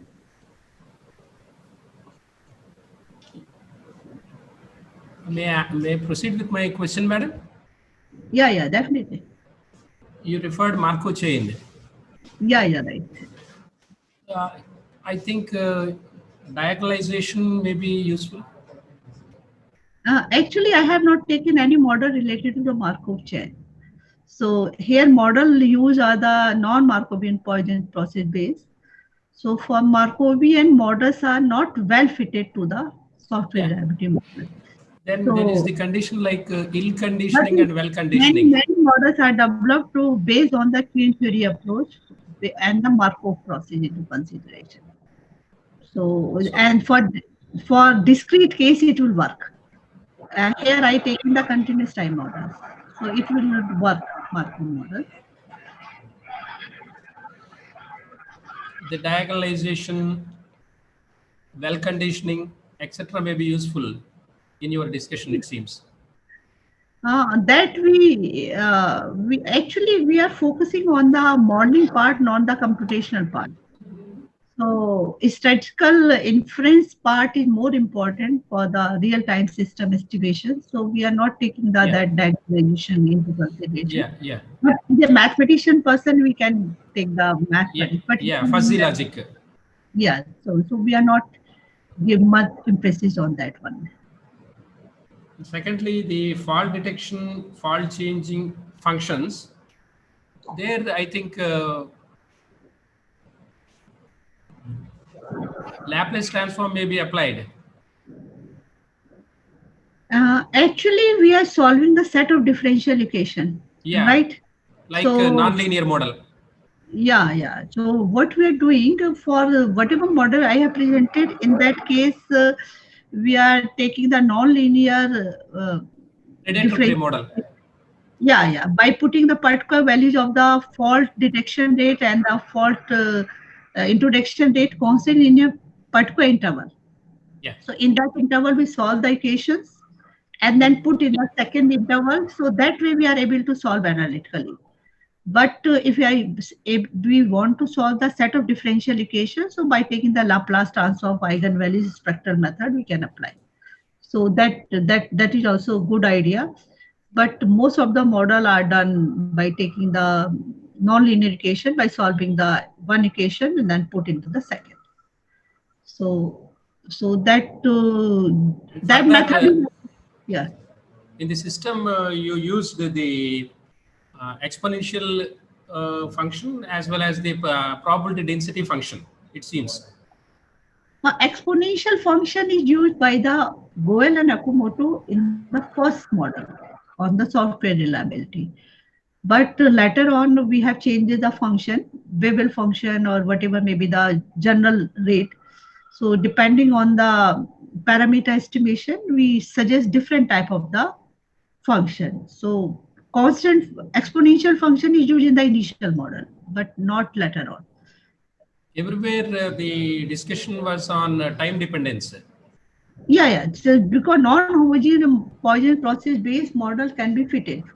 Constant rate is not feasible because as time changes, your testing effort changes, and the many things changes. So I feel that the big O, big theta, and omega functions might be more closely associated with these matters. So that kind of the work is not taken into consideration. And actually, these software reliability, the model are developed mainly by the engineers and the not mathematicians. So much mathematics is not used. So they are to fit into the real-time data, statistical method are used, but mathematical methods, advanced mathematical models and methods are not used. And sometimes we don't need that one because we want to fit the model, goodness of fit we want to check, taking that one. And in the end, the total cost function, the graph that you have shown, lost the convexity, I feel. What do you say? The thing was up to 20 up to 30 it was convex, but later it has gone asymptotic. Yeah, definitely. If you are spending more and more times on the testing, you are getting cost will increase, right? But you have to do the, you are not requiring the more testing because during operational phase, we don't require the testing. So our operational phase start. So that's why it becomes the asymptotic. We are not spending the money on the operational phase. So actually we have to take the some horizon. We truncate our time period. So it is not feasible that we can do the testing up to 10 years, 20 years, but we have to take the horizon. In that horizon, we have the unimodal system. So whatever feasible region is there, so we always get the unimodal. So that's why we have to get by taking the local minima or the global minima comes out the same. Yeah. Such method can be applied easily. So at some point of time, Cobb-Douglas method may be useful, I felt. I mean, in the initial model people have used, but later on, so many factors comes into the pictures. So that model take the some cost, but not the some distribution function. So that's why to incorporate the uncertainty in many phenomena, so that model will not work. So Thank so you, you madam. need Thank to. you for your clarification. Okay, okay. Thank you so much. Thank you, madam. Okay, thank you. Okay, madam, thank you very much for your enlightened, effective, very useful presentation for reliable and real-time data, basic in view with the customer and the budget available and everything, the software reliability models, functions for modeling, and the models NHPP, OL, Lakota, S-shaped models, and all these, madam. We are very effective with the, we are very fortunate to have you, and a very effective lecture with the numerical examples also, even the graphical study. And the NHEP model estimations and parameter estimations, cost functions, and with the recent trends, how they are useful and how we can calculate and all these. Also, it's good with assumption for models, madam, fault detection, mean valued, and good explanation about the notation we use in models, mean value function, basic with mean value function by using differential equations also. And the three cases of time variable, constant FRF, increasing FRF, decreasing FRF, and also the books where we can go through also. And lastly, that testing effort function, TEF, the model description, and the testing phases, observation, isolation, and removal, and the policies to delete time again, the real time to delete time, which is not necessary, and all these, and the optimal testing times with the numerical examples. Thank you very much, madam. And we are having your email ID so that if any queries arise, we'll mail you. And thank you for being with us. Thank you. Okay, thank you.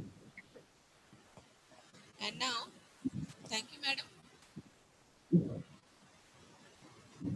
We'll move to the second session, and I request Miss D.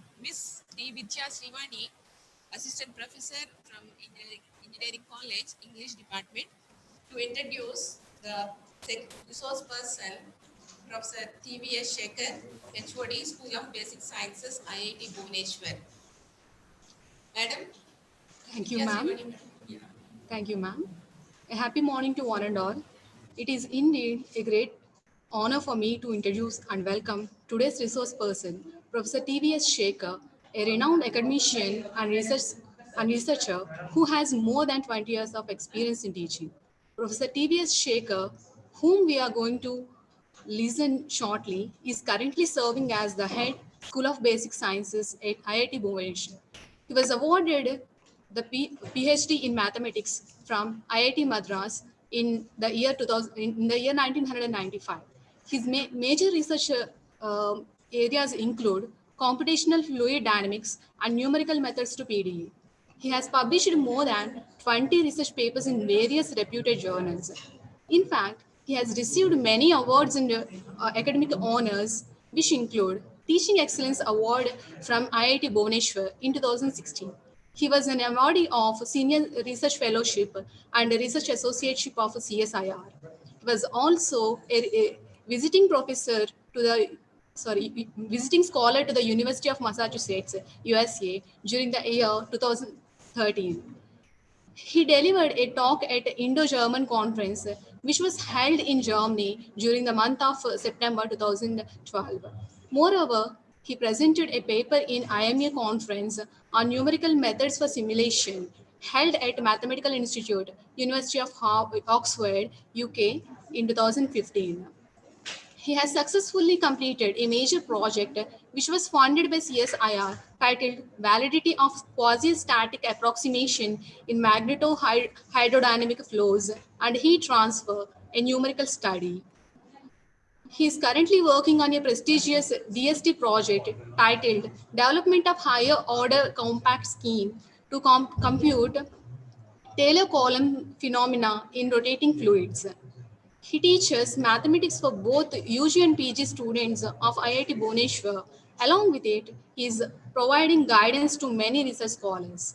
Today, we are privileged to have an opportunity to listen to him. On behalf of all the participants and the Department of Science and Humanities, I welcome you, sir. Please begin the session.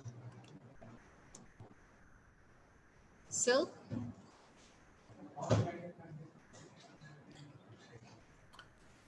Yeah, thank you. Thank you very much for the introduction. And of course, I did not share my full CV with the people, with your convener Venkatrao garu. So, hello, are you able to hear me? Yes, sir. Okay. You're audible. So, I hope the audience are only faculty or engineering faculty and science faculty, or also some students are also there? Some students are also registered, sir. Okay, fine. So, okay, anyway, nice sharing my some. So please enable your video. Yeah, sure. Okay, I'll do that. Yeah, 1 minute. I just want to share my work. Okay. Okay, sir. Yeah, I'll just do that sharing.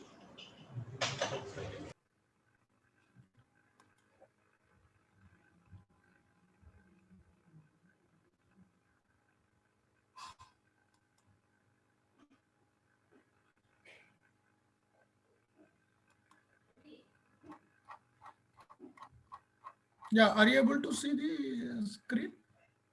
Yes, sir. Yes, sir. It is visible. Sure. Yeah. Okay. Anyway, good morning, all of you. Good morning, sir. Morning, I saw. I was there in your Vice Chancellor's talk, initial talk on Jagannatha Rao, Professor Jagannatha Rao's speech. So I was so impressed. His opinion on mathematics and so on. And also, anyway, I'm thankful to him, Vice Chancellor, and also thankful to Convener Venkatrao garu for giving me this nice opportunity to share with Nannaya University. Anyway, this is my talk is this is higher order compact schemes to solve highly nonlinear MHD equations. Mainly, this compact schemes or higher order compact schemes is really a good numerical scheme. So I thought it is better to share with all of these young faculty, those maybe engineering, both engineering and science, and so that they can implement it for their further research work. If it's already those who are there in this line, they can implement this new scheme, or it's a good scheme. I will explain why it is a new scheme or why it is a good scheme, and also how to solve nonlinear equations, highly complicated nonlinear equations, nonlinear partial differential equations, because these MHD equations are finally goes to partial differential equations. So how to solve this nonlinear partial differential equations using this powerful scheme like higher order compact scheme. So what are their advantages and so on. So mainly I want to concentrate on the numerical scheme because okay, anyway, MHD equations and all are there, I will share with you, but more physical parts, explanations and all, so that it's not, it's a boring, which anybody can see in the research papers, in my research papers or my group research papers. So please listen. I hope I request all the particularly audience to concentrate on the numerical scheme which is really interesting and very useful to all of you. So just let me see this slight motivation first for this one. So most real world problems and natural phenomena are modeled in partial differential equations, which are nonlinear in nature. If it is a deliberate statement, but this is true. So most real world problems, whatever you technology development, if you see any technology development, either in science or engineering, it's a completely they are modeled into a partial differential equations. It's a and mostly there is no doubt about it. They are all nonlinear in nature. That is, we can say that they are nonlinear partial differential equations. So the fluid flow problems are also naturally they are nonlinear. There's no doubt about it. And why the nonlinearity is coming? The nonlinearity arises due to the convection term in the Navier-Stokes equations. Particularly, if you talk about fluid dynamics problems, so the main governing equations are Navier-Stokes equations, and this nonlinearity there is arising because of the convection. So convection, in a sense, we can understand that that is an interaction with some velocities and so on. You have to verify in that way. Convection comes due to the interaction, and because of that interaction, there is a product of, mathematically speaking, product of the dependent variables will arise, so that it will become nonlinear. So the convective terms are nonlinear in nature. So most nonlinear PDEs generally do not have any solutions in closed form, and can only attain some approximate numerical solutions only. So obviously the idea is to use this appropriate numerical techniques and their further development to capture the nonlinear phenomena efficiently and accurately. We should be able to, so the numerical scheme should be in a position to capture that nonlinear phenomena very efficiently and also accurately. Both are important, and not only these two, in a less computation time, because all computations are required here. So if you are getting a solution after one day, if, suppose if you are doing some weather forecasting, etc., in such things, if you are getting a solution, then if you want to predict something for today, and if you are getting the result the next day, it is of no use. So therefore, generally computational time is also most important. In not only this, in industry also, this computational time is also important. So whenever we are solving a nonlinear PDE, we have to keep using numerical schemes, because anyway closed form solutions are not much useful, which we cannot find closed form solutions. So mostly we have to depend on numerical schemes. So the numerical scheme should be in such a way that it should capture the nonlinear phenomena accurately and efficiently, and also in a less computation time. So we have to accommodate all three these phenomena in a numerical scheme. That is how this the development of these numerical schemes are coming into picture. So every day, if you see the literature, there are many numerical schemes. Of course, there are finite difference methods, finite element methods, finite value methods. Nowadays, there is a radial basis function methods and so on. So they are all coming into picture. So let me introduce now what is the scheme. As I promised, what is an higher order compact scheme, and what are these advantages, and what is a compact scheme first, and then what is a higher order compact scheme, and how to use it. So the higher order compact scheme, actually these compact schemes are now gaining much attention, which are very efficient because it requires less number of points to compute without compromising in accuracy. So that is the main advantage.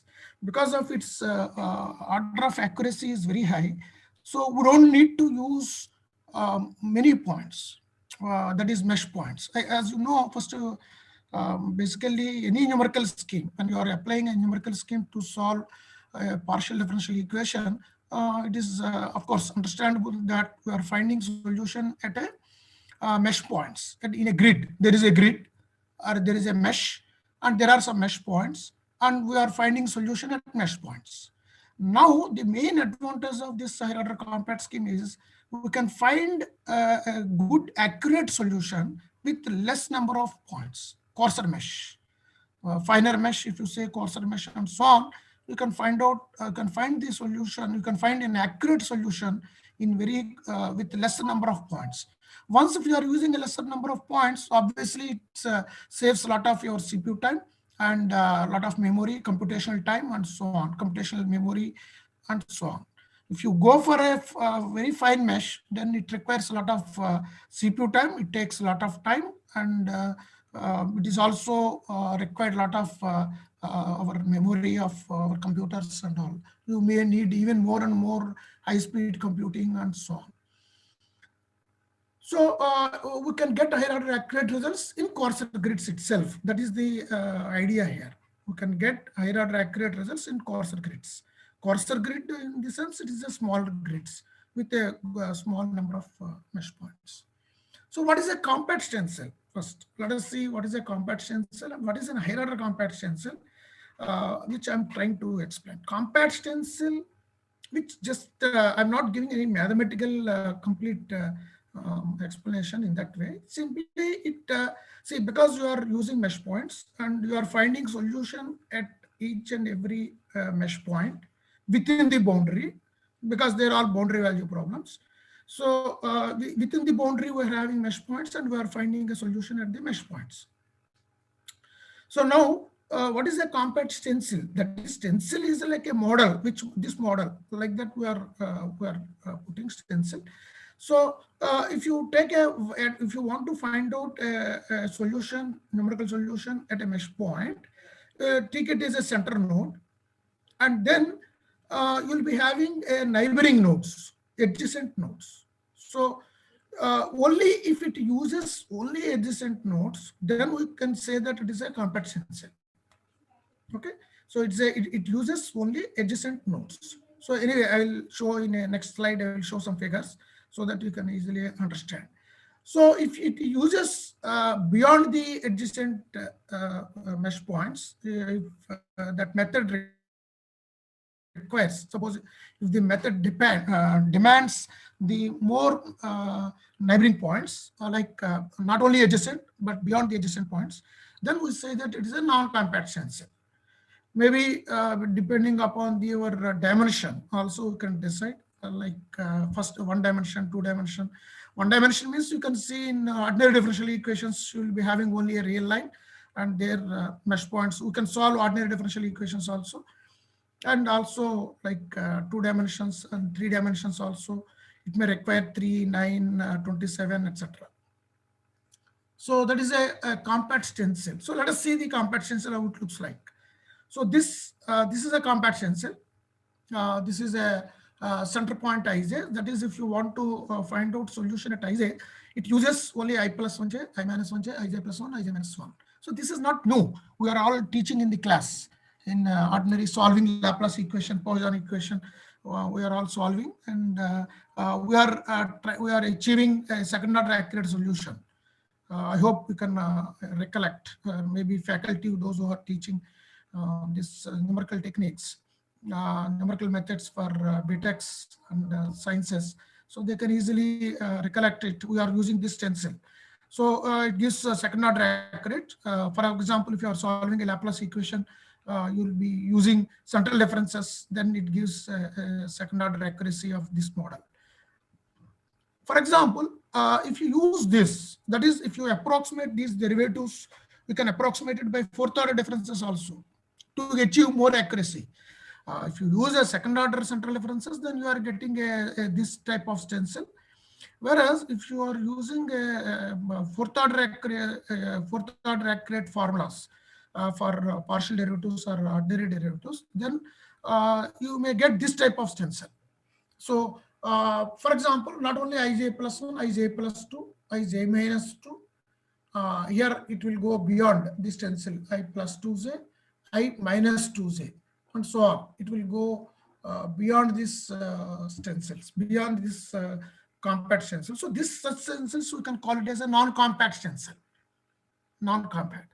But this gives higher order accuracy, there's no doubt about it. But there are some issues in applying these non-compact stencils.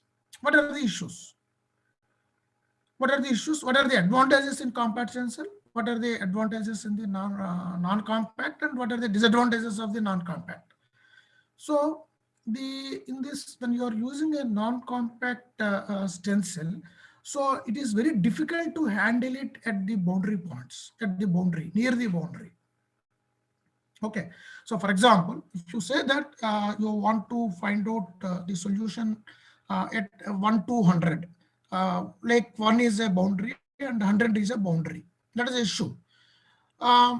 Suppose if you say 1 and 100, if you will be calculating at 2,99 up to, you are solving up to 2,99, because 1 is a boundary where solution is available, and 100 is a boundary where solution is given, because it's a boundary value problem, where 100 solution is available. So you are calculating in between 2 and 99.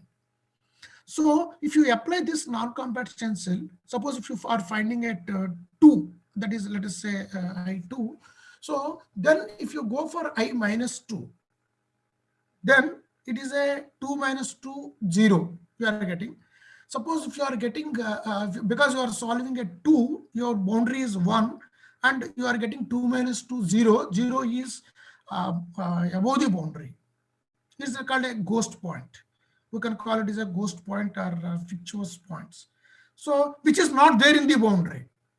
Similarly, at the other end, let us say 100. So 100 is your boundary. You are solving up to 99. Now, if you use this I plus 2j, 99 plus 2 is a 101. Whereas your 100 is your boundary where solution is available.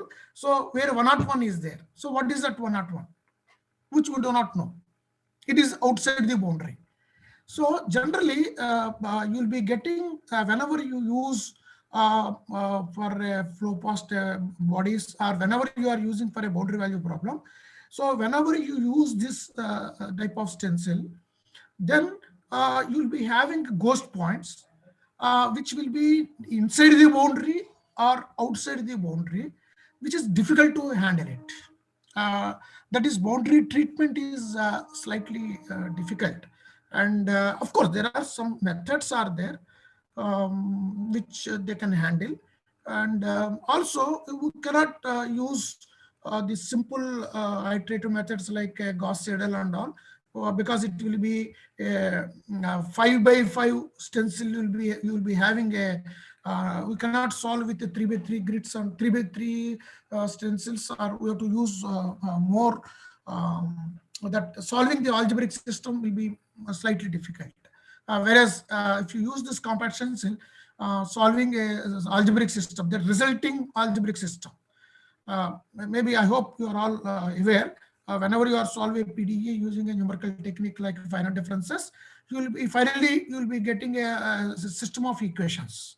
You will be getting a discretized equation, and from discretized finite difference equation, you will be getting a algebraic system of equations, and we are solving that algebraic system at, and then you will be getting the solution at all mesh points. So if you use a non-compact stencil, then it will be slightly difficult to solve that algebraic system, because it will be of more bandwidth is high. Bandwidth is high. Here bandwidth is low, so it is easy. Here it is difficult. And the boundary treatment is, although there are some ways to handle this boundary treatment, but that accuracy is questionable. Its accuracy is questionable. So therefore, generally it's not, and they're not, that is why they are not that popular. Although there are some researchers who applied this to achieve more accuracy, but finally in the literature, they are not that popular because of its non-compactness, whereas these are popular. But here the disadvantages are, again, it goes second order accuracy. Mostly it gives second order accuracy. So what to use, so the idea is how to get a compact stencil, but we want to achieve more accuracy. That is the now how to accommodate both. That is, I want to get more accuracy, like I want to use more. See, generally more accuracy you will be getting because of here more neighboring points you are using. Simple logic, right? You are using 9 mesh points here. 5 plus 4, 9 mesh points you are using. Neighboring points near to this center point Ij, you are using totally 8. Other than this center point, you are using 8 nodes. So totally 9 nodes. So because you are using a stencil of 9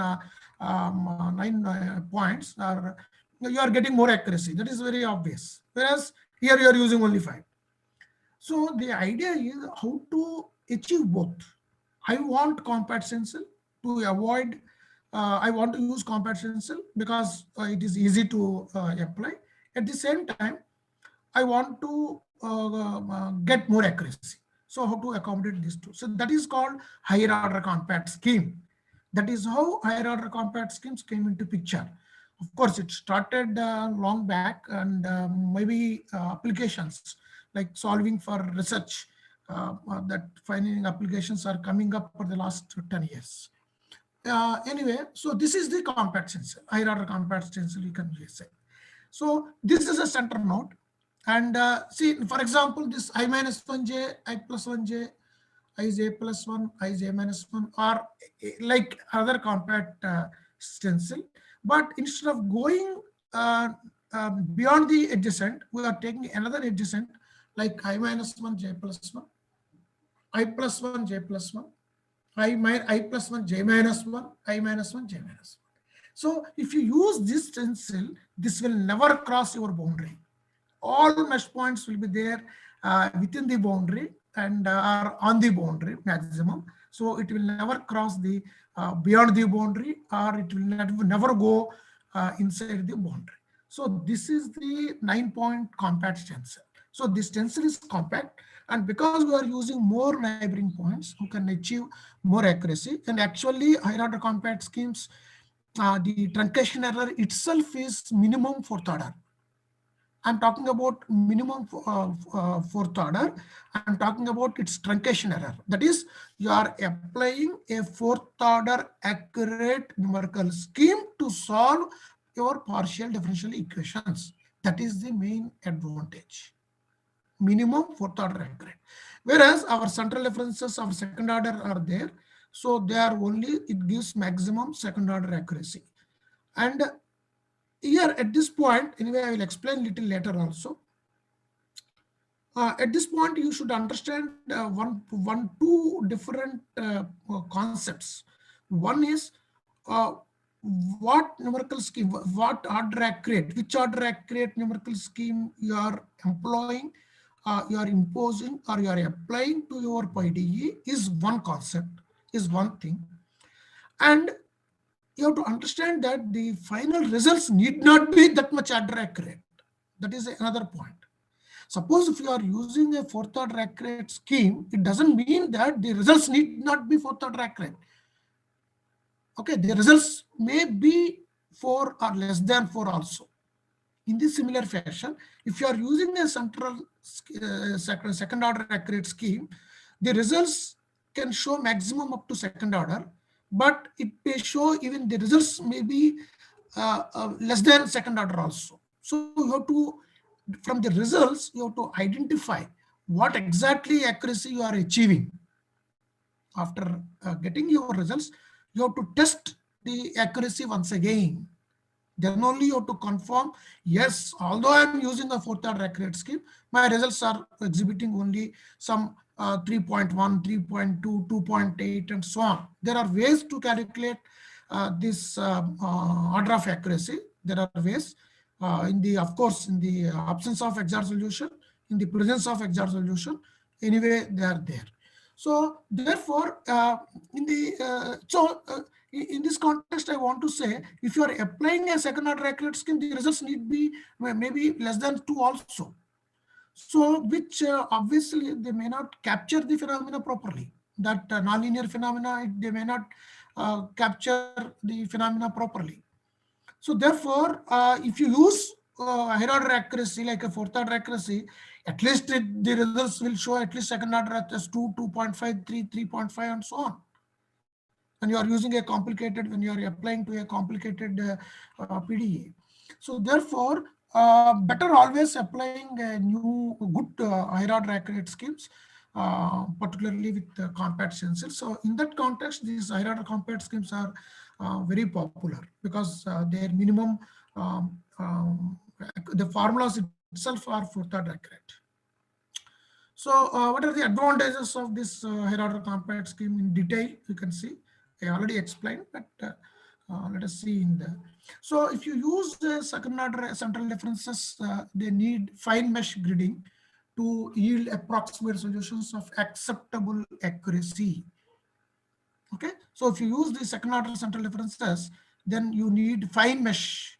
What is the fine mesh? That's what I told you in the introduction itself, introduction of higher order compact scheme.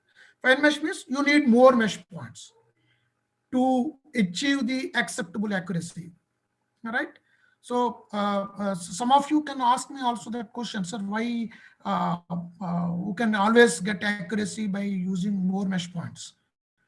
For example, maybe those who are teaching these numerical techniques, like Runge-Kutta method for initial value problems, we used to teach not only any Euler method or improved Euler, modified Euler, and all these methods. Whenever you teach, we'll say that reduce the step size h so that you will get more accuracy. This is a common statement, right? So as you reduce the step size h, and you will get more accuracy. It's fine. It's correct. That's what the same statement here.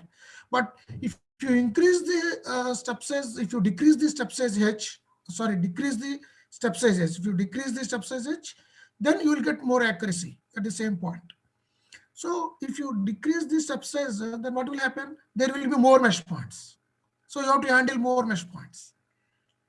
All right. So if you are solving a PDE, if you reduce the step size h, then see, for example, you take a boundary 0 to 1. If you take step size, let us say 0.2, only there are 5. If you take 0.2, only 4 or 5 point mesh points will be there. If you reduce to 0.1, then 10 mesh points will be there. Then the system of equations will become 10 by 10. You have to solve 10 equations among those variables. So you have to solve 10 by 10 system.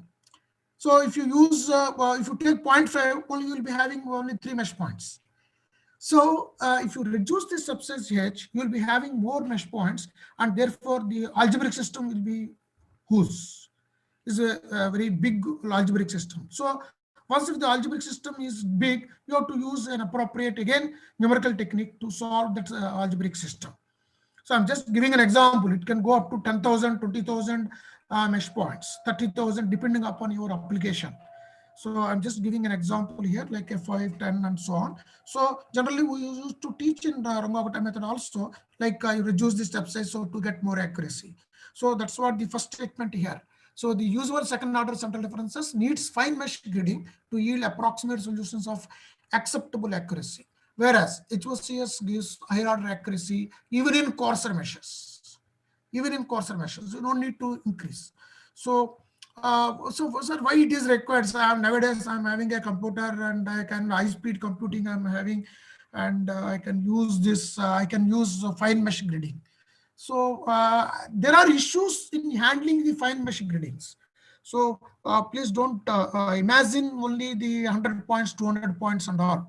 So when you are using, depending upon the domain which you are calculating, so if it goes beyond the certain big number of, if you are, when you are handling a whose number of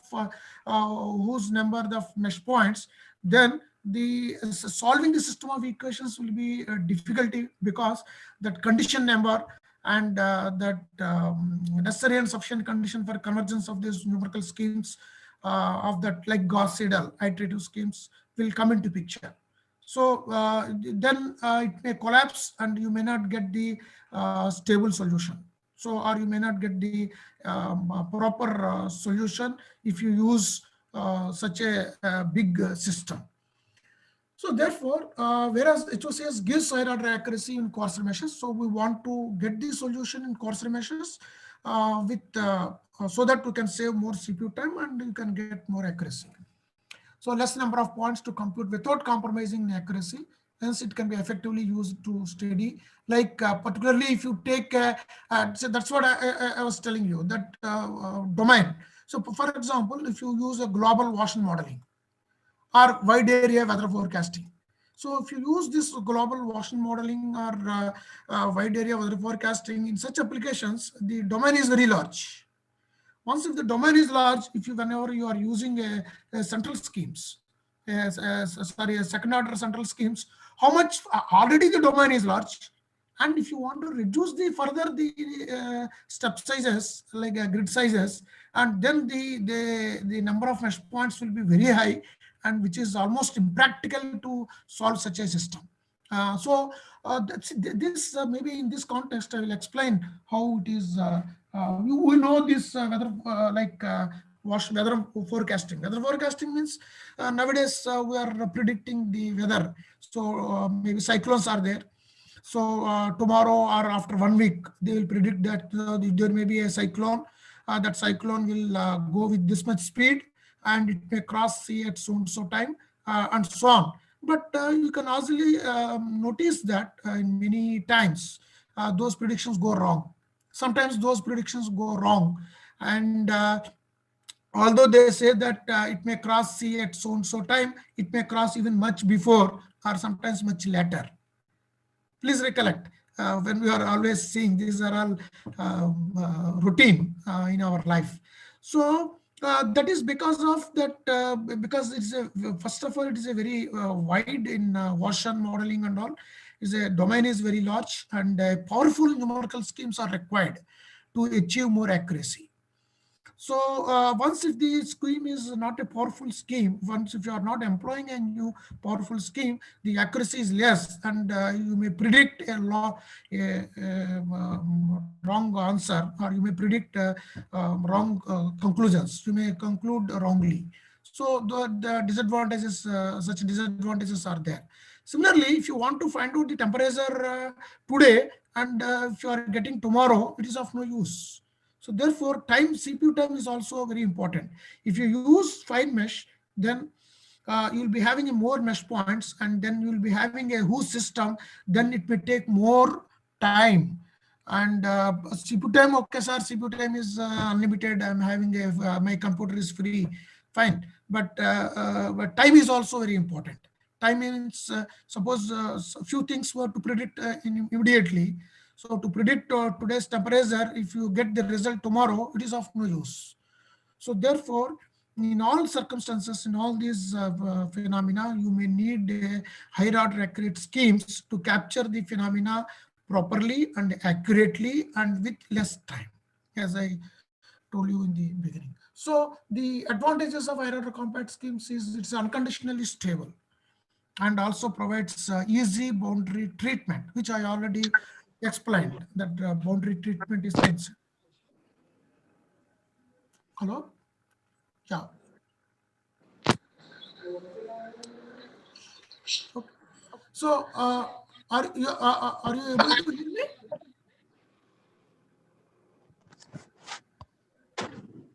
Hello? Anyone?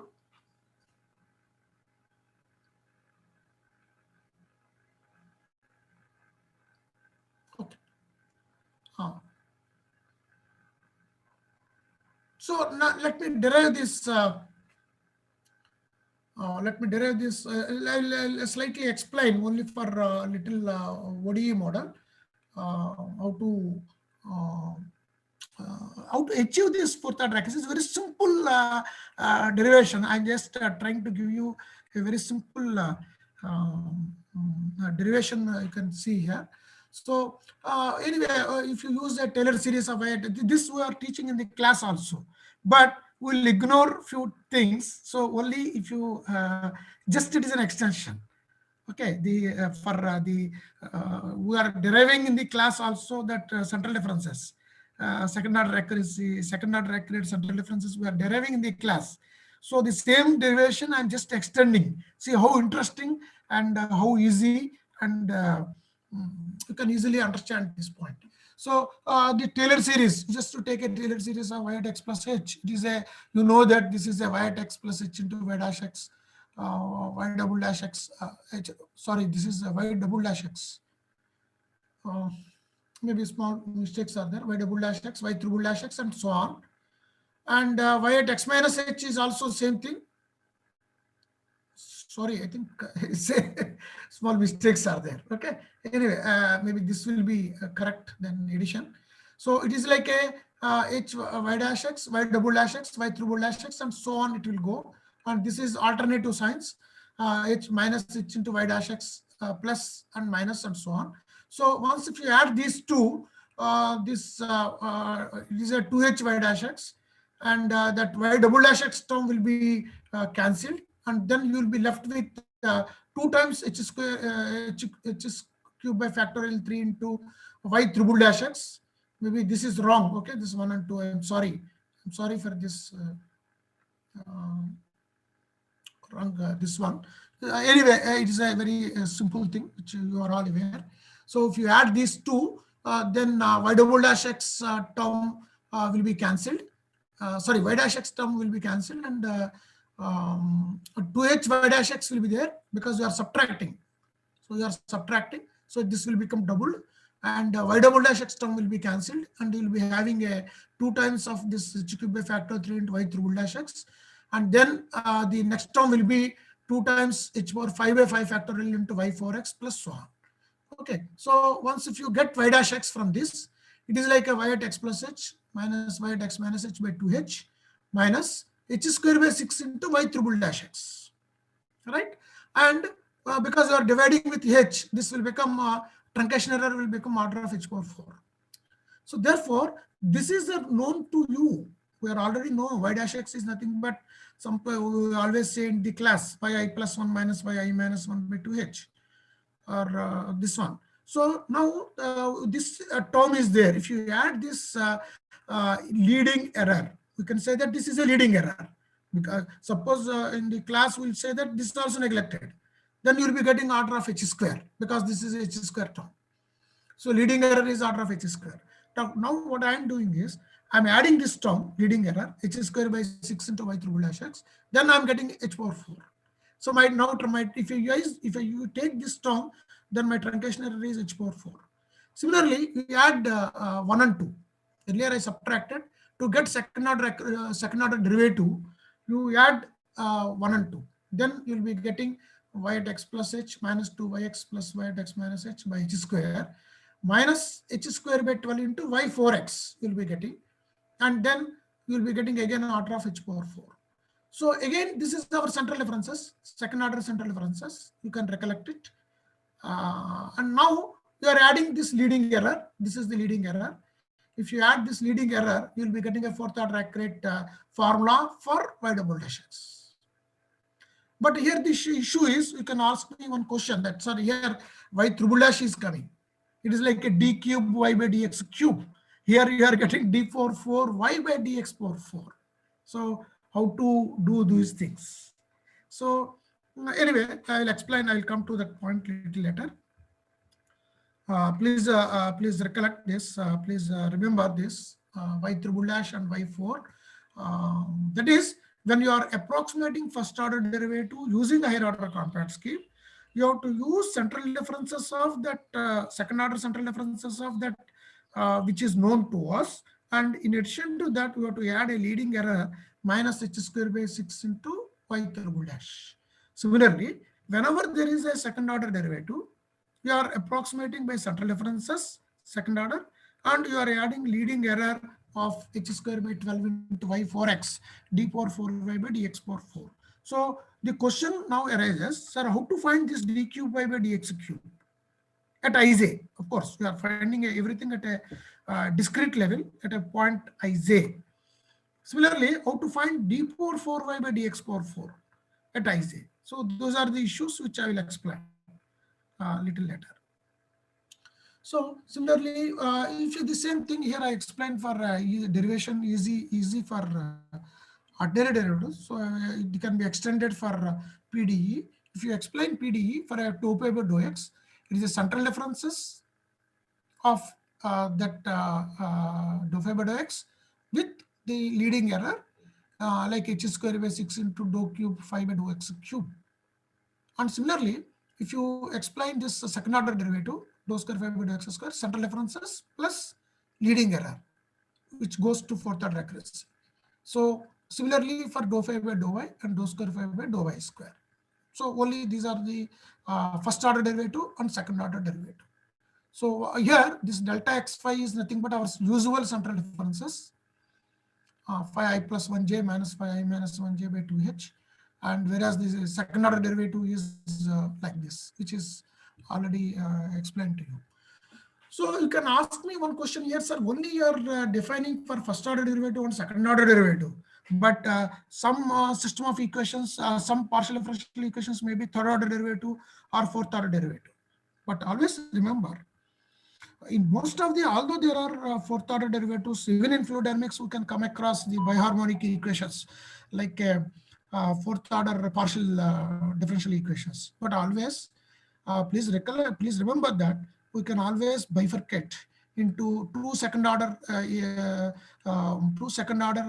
differential equations, partial differential equations, by making appropriate transformation, or by bringing an appropriate transformation, or by and appropriate assumptions. We can always bring a fourth order accurate fourth order partial differential equations into, conveniently it can be made into two second order partial differential equations. And this also we are teaching in the this model, like initial value problems. We are teaching in like Runge-Kutta method. I'm always comparing with that because some of the faculty must be teaching in the class also. So in the class also, Runge-Kutta method, we are using it for first order initial value problem. Whereas if you want to use it for second order initial value problem, then it is possible. We can, by converting into two first order initial value problems. It is always possible. We are making like y dash is equal to z, and you can make it as a system of, you will be getting system of first order differential equations. Then we are implementing. In the similar fashion, it is possible for PDE also. You can always convert it into two second order, and we can do it. So most of the applications you can come across only with first order derivatives and second order derivatives. So we are applying this leading error to the central differences, so that it goes to its truncation error goes to fourth order accuracy. So now let me explain this method with a simple problem where exact solution is available. So always we'll test our numerical schemes with available methods, available problems, so that it gives us confidence to apply further in applications. So you take a simple convection diffusion problem, which contains psi and dou psi by dou x and dou square psi by dou x square, convection diffusion. So this is a convection term, and this is a diffusion term. Generally, the second order derivatives are goes to diffusion in applications, and the first order derivatives goes to the convection terms. So if you take this a simple ordinary differential equation with some assumptions like psi 0 is 0 and psi pi is 0 with boundary conditions, which we can teach in the class also. We are teaching generally in these boundary value problems. We can find exact solution. And maybe you can make AX1 and BX1 and CX1 and DX is, let it take a cos x plus 2 sin x, and we have exact solution like a sin x, right? We have exact solution sin x. Now, so once if you are having a sin x, you can find exact solution. You can find out solution at any mesh point because simply you have to substitute. So now we solve this equation with higher order compact scheme. Let us apply our scheme and with step sizes pi by 4, pi by 8, pi by 16, and pi by 32, and so on. Okay, with different step sizes. As I told you, you can by reducing the step size, you can get more accuracy. But higher order compact schemes are not required that much. But anyway, you can find out pi by 4, pi by 8, pi by 16, pi by 32. So with these mesh points, these step sizes you can calculate. And let us see the graph with, of course, pi by 32.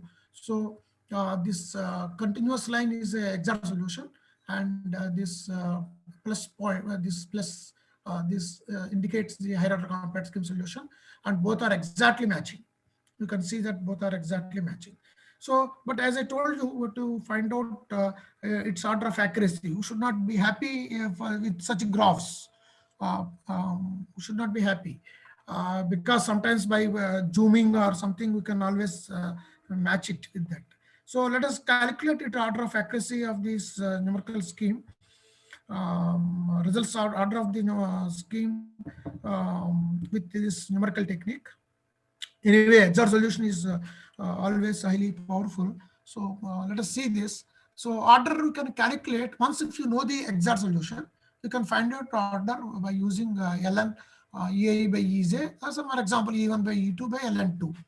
Like E1 and E2 are two solution at two mesh points, with two mesh sizes. For example, you can take H point 1, point 2. So then you are calculating the solution at that particular point, and you can use this formula by log 2. So then you will get the corresponding error in the at that not error order of accuracy at that point. How much order of accuracy is having? So that if you calculate like that, because we have too many, we can find out at so many points. Okay.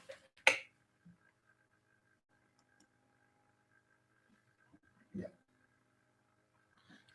So you can anyway you can find out solution at so many mesh points, but we have taken here at pi by 4, pi by 8, pi by 16, and pi by 32. With these step sizes, we are calculating accuracy at pi by 2. If you see this order is absolute error at 10 to the power minus 2. But anyway, here we need another one, so we cannot calculate order here. So if you pi by 8, you can take the help of pi by 4. It is 3.84, 3.97, 3.99. I hope you are getting here. So with pi by 4, we cannot find accuracy order because you need minimum, as I told you in the formula, you need 2 mesh sizes. So for pi by 8, you can take pi by 4 and you can find. See, even with pi by 8, we are getting 3.84 accuracy. And pi by 16, you are getting 3.97, and pi by 32, you are getting 3.99 accuracy. That is, you are almost getting 4th order accuracy. So then some of you can claim, or generally it is a very big issue in the research. Whenever we present a paper, because it is most of the times it has we don't have any XR solution, right? If XR solution is there, there is no point in applying numerical scheme. So when in the absence of XR solutions, how to measure this order of accuracy? That is a very big deal. That is a very big question. So in the absence of XR solution also, we can find this order of accuracy by finding the slope of that results. Okay, so that also I am now presenting here. So let us calculate order of accuracy at, again, x is equal to pi by 2. Only we are trying to find out at pi by 2 mesh point we are concentrating. And so what we have to do in this case, you calculate this solution at pi by 2 with again different mesh sizes, like pi by 4 or pi by 2, pi by 4, pi by 8, pi by 16, pi by 32, and so on, with so many mesh sizes. And then you can plot a curve. You can find the divided differences of those divided differences, which also we are teaching in the class in interpolation. So simple divided differences of those values, and you can plot it like a subsize in a log scale. You can apply in a log scale on both x-axis and y-axis. You can in a log scale. You can calculate that error in the y-axis and that step sizes in the x direction. This is in y direction. If you plot this curve, then you can plot that line. See, for example, if you want, if your results are 4th order, this is the continuous line is the exact. This dotted line is the exact 4th order accuracy. That is, your results, if they are parallel to that line, then it gives a 4th order accuracy. Any line parallel to this gives 4th order accuracy. So, for example, now this result, our numerical result, HOCS, is definitely parallel to this this dotted line. Therefore, the results exhibits fourth order accuracy. So in this case, we don't need any exact solution. We are not using any exact solution. We are finding the slope of that curve, slope of that line, that straight line, which is plotted in the log scale. Okay, so this is how you can, in the absence of exact solution, you can always calculate that. You can always calculate the order of accuracy, and you can show your order of accuracy of the results. And now, so all these things I explain for one grid, because as I told you, we are having a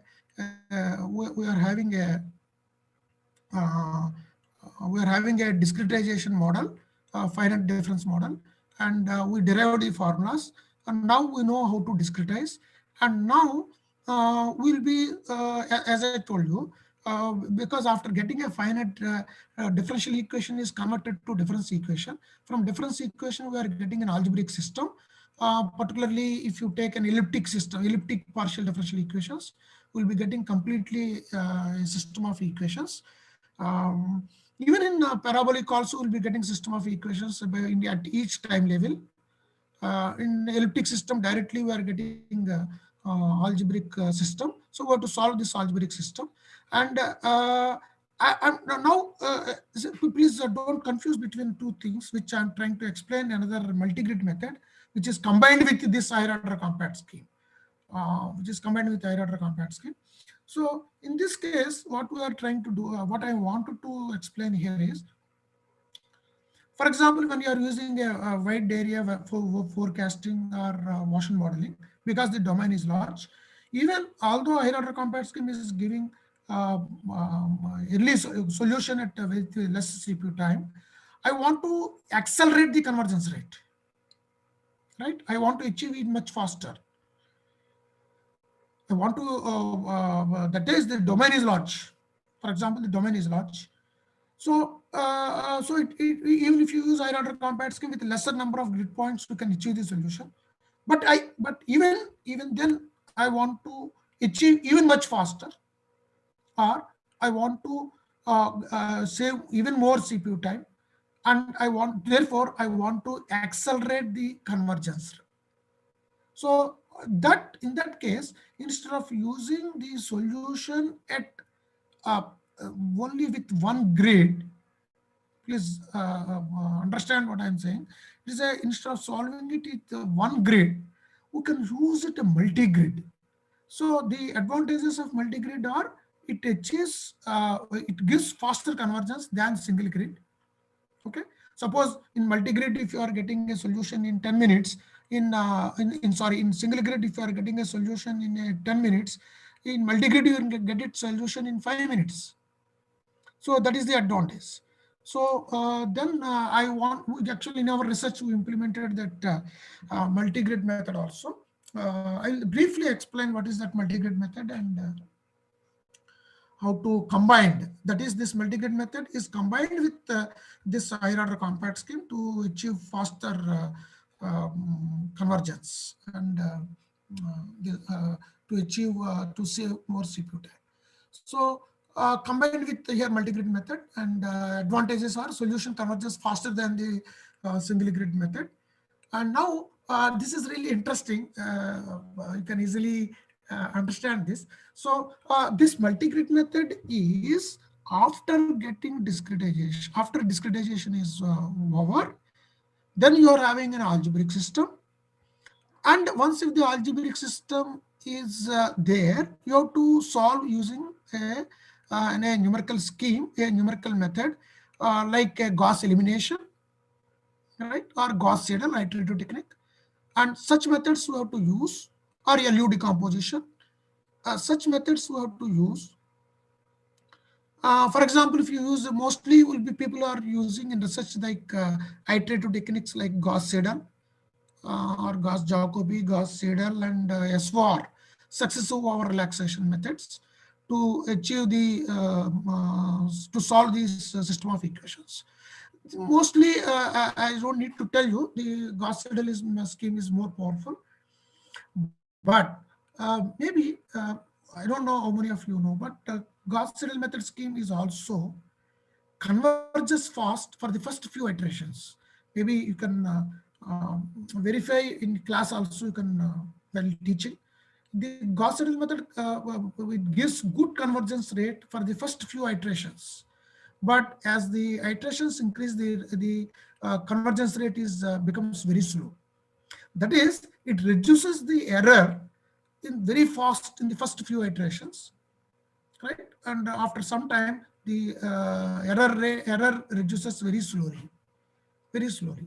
So therefore, based on that such schemes, such iterative schemes, how to accelerate that convergence rate? That is, it is a dropping, right? The convergence rate is getting dropped after a certain time. So the multi-grid method suggests that you approximately after a few iterations, you jump from that grid to the another grid. So of course, this can be explained in with Fourier analysis, which anyway I am not doing that. So generally, the idea is as long as these step sizes are matching with that wavelength of that error, the convergence rate is fast. Once if there is a mismatch, the convergence rate becomes slow. So this was observed in error analysis by using Fourier error analysis.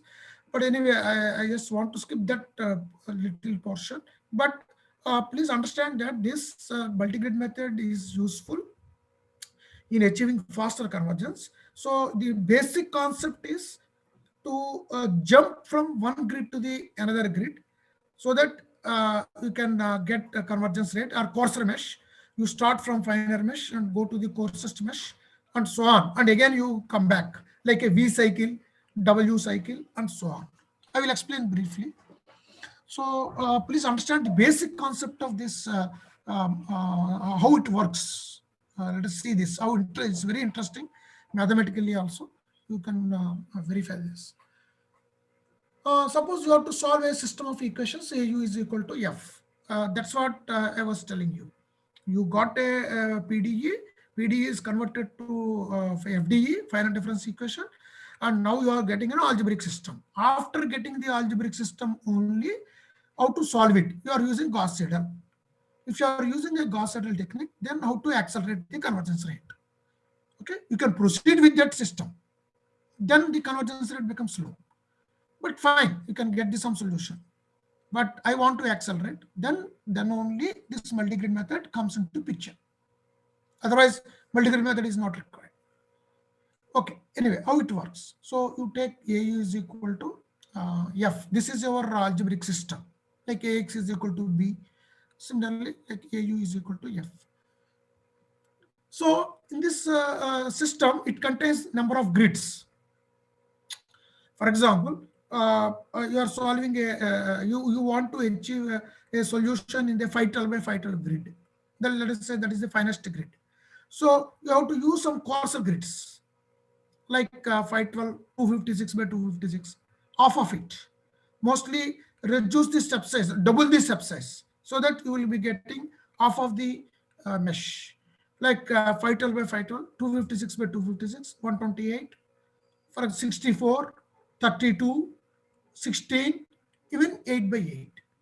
That is, by doubling the H, you will be getting a coarser thing. But the domain is same. Please remember, I am not reducing the domain. The domain size is same. Only the number of mesh points will reduce, but the domain will that covering the entire domain. So by doubling the H or by increasing the H, it will become finer and finer. Okay. So let us say that this U is the exact solution, which we are our aim is to achieve the exact solution. Of course, so most of the cases it is not possible.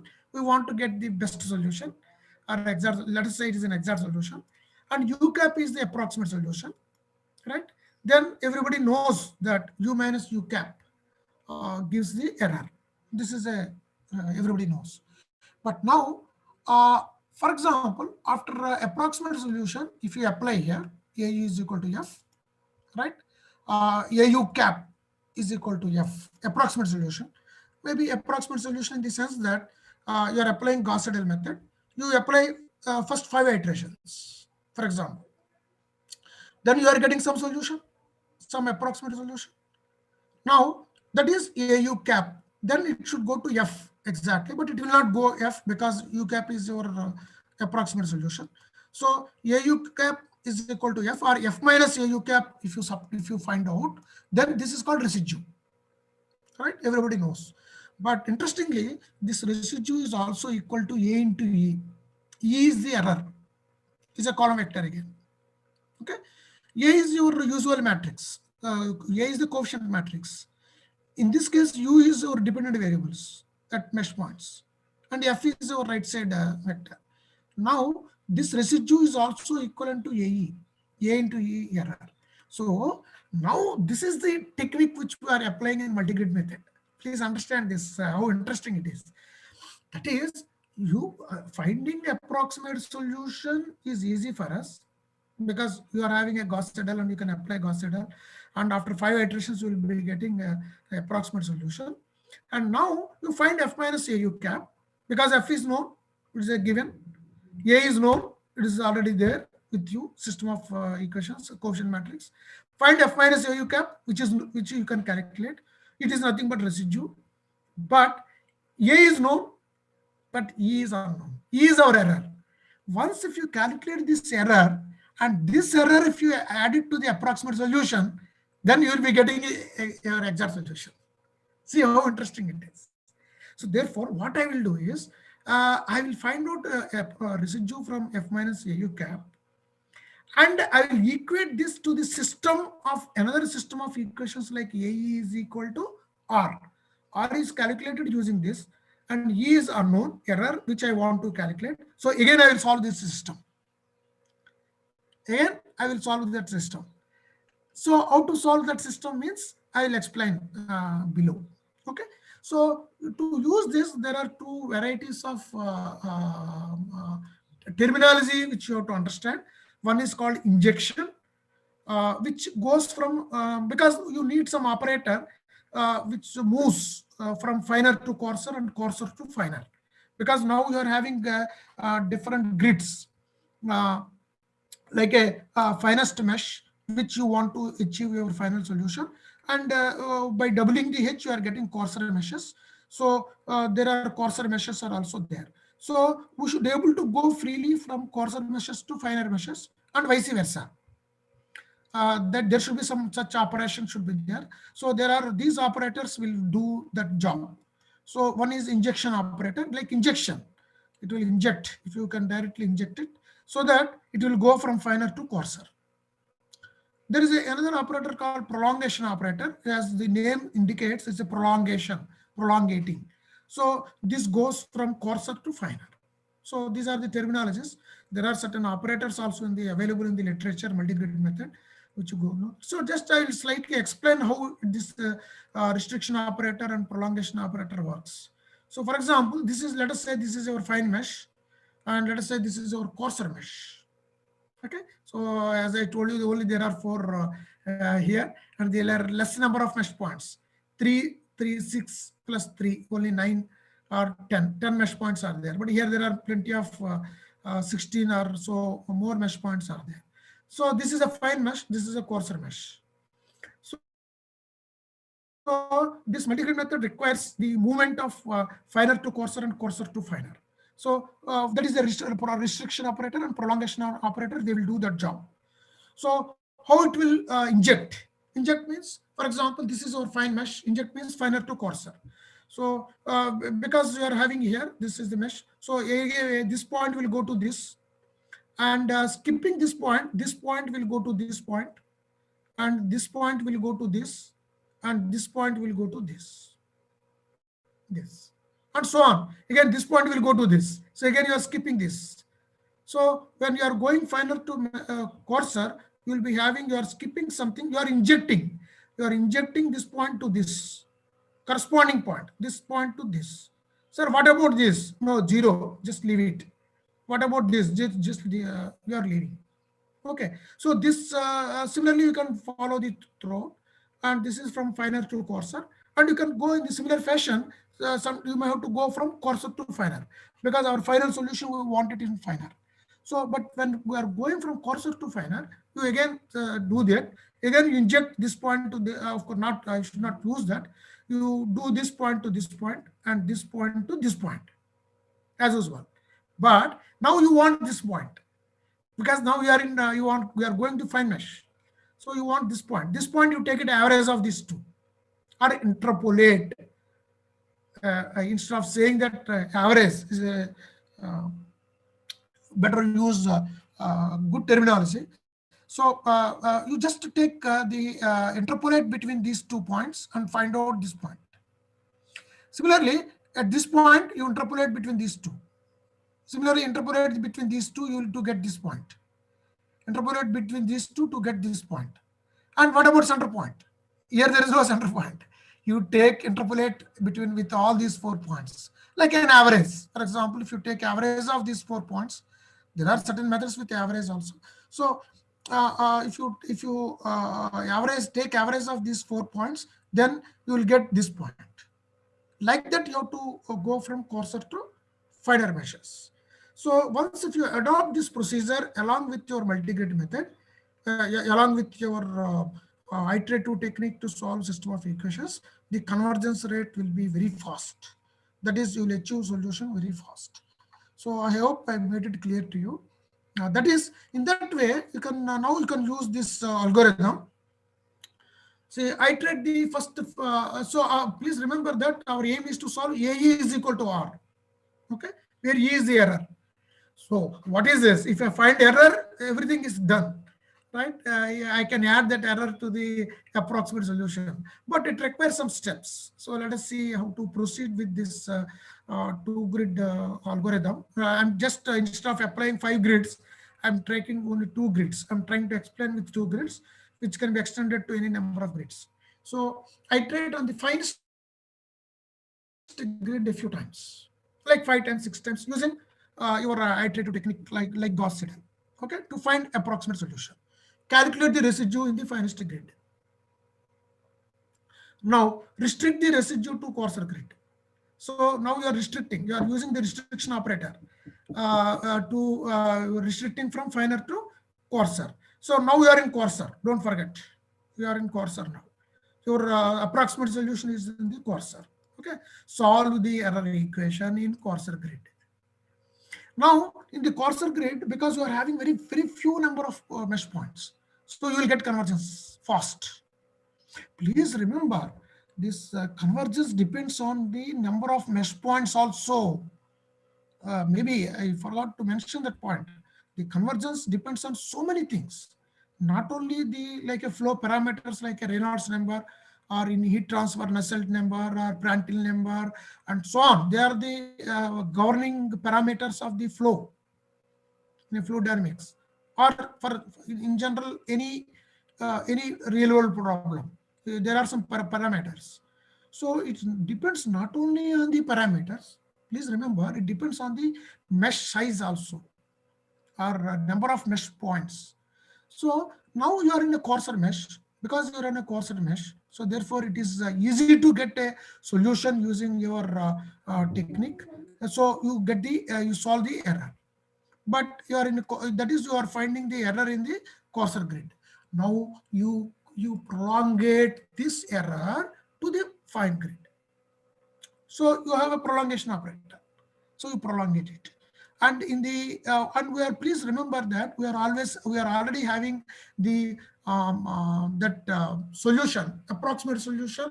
After few iterations, we are having approximate solution in the finest grid, in the finer grid. You add this error to that approximate solution. So prolongate the error to finer grid and then add to the approximate solution. So because you are adding error to the approximate solution, you are having a better solution. And now you iterate again. Now you are in the finer grid, right? So you are having a better solution. Again, iterate 5 times, or iterate few times. Okay. Again, you will be getting a approximate solution. Find error, find residue. Solve A is restrict to the coarser grid. Solve A is equal to R. Find error. Again, prolongate the error. Add it to the already got a better solution.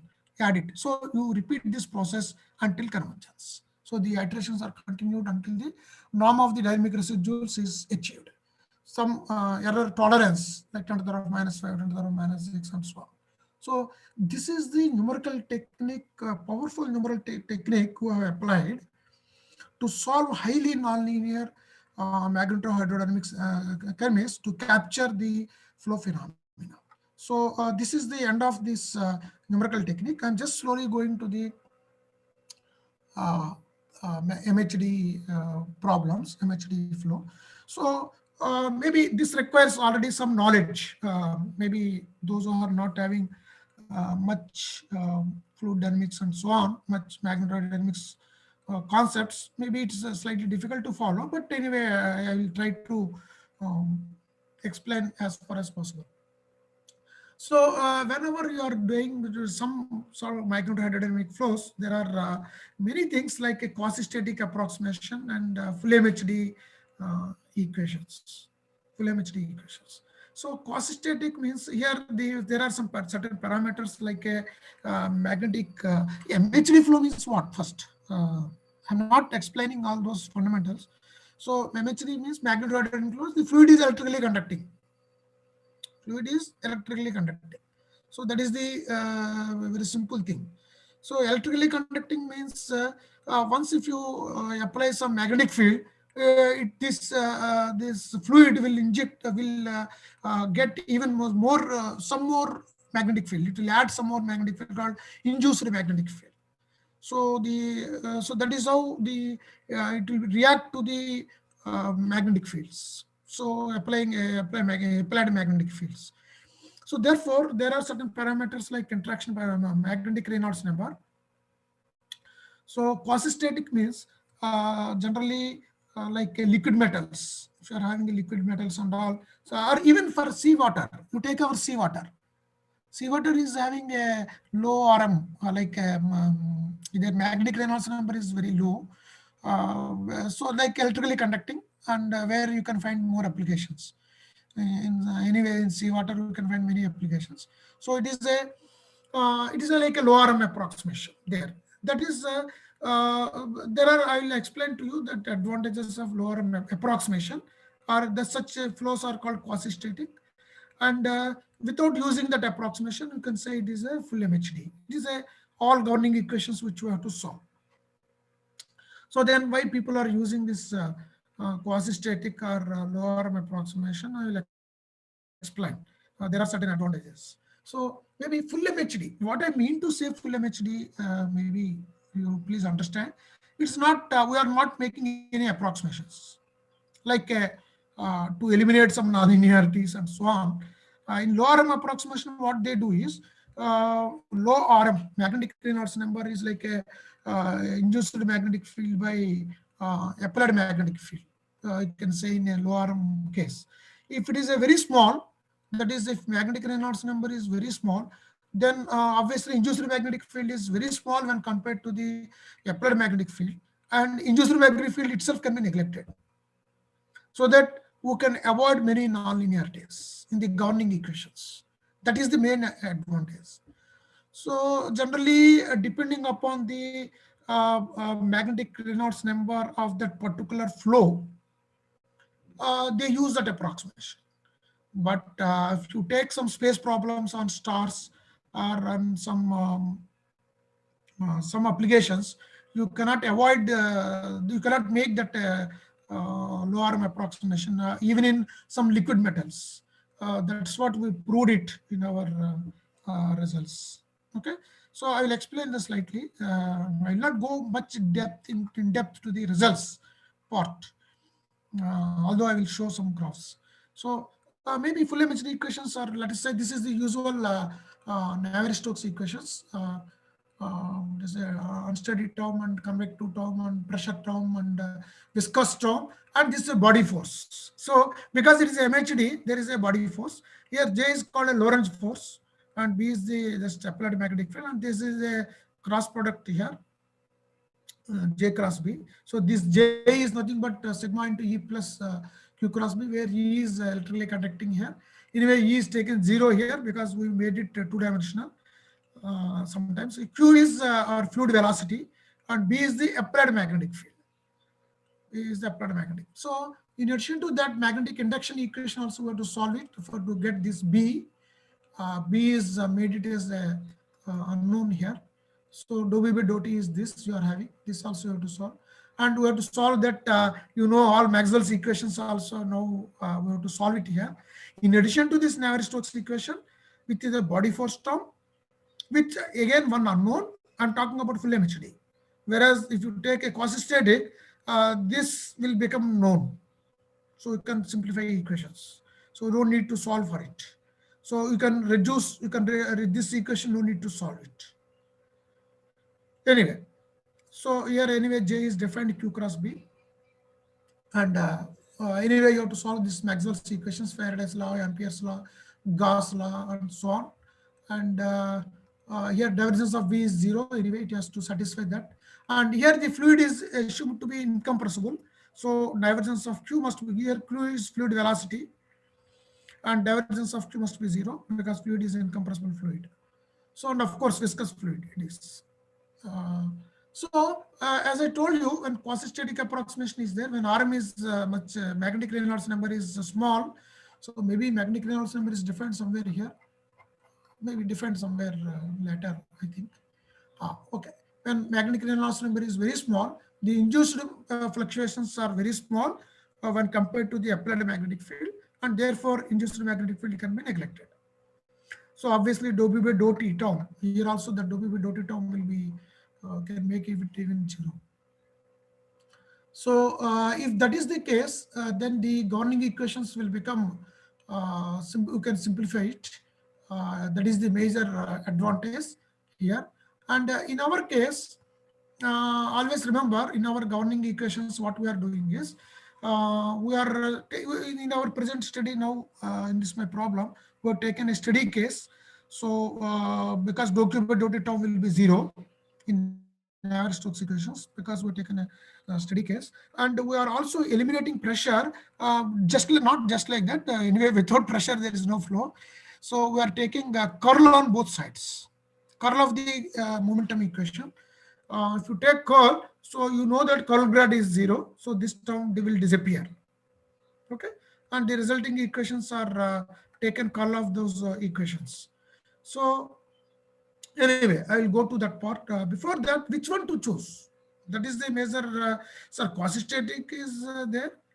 Actually, our interest in that one particular paper is quasi-static is there, low Rm approximation, full MHD is there, sir. Which is better? Which is not better? Everybody knows that full MHD is better. But as I told you, once if you solve full MHD, you have to sacrifice so many things because you have to solve a whose nonlinearities. So obviously we need to find a good scheme and all. So is it always applicable? Whether we need to always solve full MHD? Can we go for quasi-static? Yes, we can go for a quasi-static where magnetic Reynolds number is definitely negligible. Definitely negligible. Please observe that point. It's a definitely negligible, much smaller than one. Definitely it is possible. So, but the question comes like this. What is that validity? What is that critical number, either magnetic Reynolds number or some interaction parameter? What is that critical number where we cannot neglect and we have to proceed for the full MHD? Okay, see, quasi-static, many research papers, if you refer in the literature, RM.1, it can be neglected. We have taken the quasi-static approximation and we are solving this, and they'll give their prediction. Is it true? Can we make really RM.1? Can we really make quasi-static? If you do so, if you approximate, how far your results are correct, or up to what parameter, interaction parameter, your results are correct. When exactly we have to consider full MHD?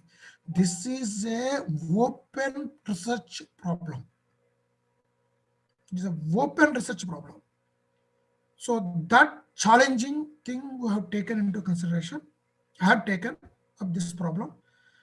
As mentioned in my introduction about me, Also that one CSR project, I presented that. I already completed that full project also. So there we concentrated when to ignore that validity part, when to exactly take full MHD, when to ignore this, and so on. That critical point we have expressed in our research. So which one to choose? So that is also, I will address it a little later at the end in the conclusion. Anyway, we implemented this problem to a flow past a circular cylinder. It is a magnetohydrodynamic flow past a circular cylinder. It is a full magnetohydrodynamics we are solving. So anyway, it has many applications, which I do not want to, because many cylindrical bodies you can find out in the literature. Most of them are cylindrical bodies are there everywhere. So generally, this cylindrical magnetohydrodynamics applications will come in many cylindrical bodies. So therefore, flow past a circular cylinder is taken here for our to explain our research problem. So anyway, some literature is there, some papers are there with flow past a circular cylinder. So which is everybody know, is known to you. You can easily find out all these papers, and some quasi-static approximations are there with these studies like Bramley, Shantharup, Sinha, Banks, Mori, which is a very famous paper in Journal of Fluid Mechanics, is an experimental paper. Sorry, this is.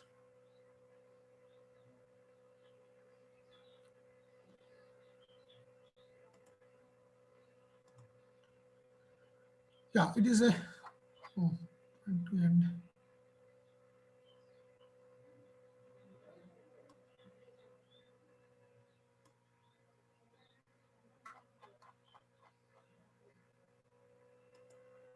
Yeah.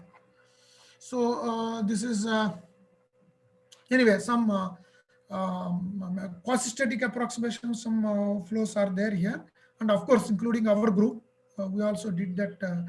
Some approximations of quasi-static, and we have enough experience. Our group is having enough experience with that quasi-static approximation. This is published in good journals. We can refer some of our papers.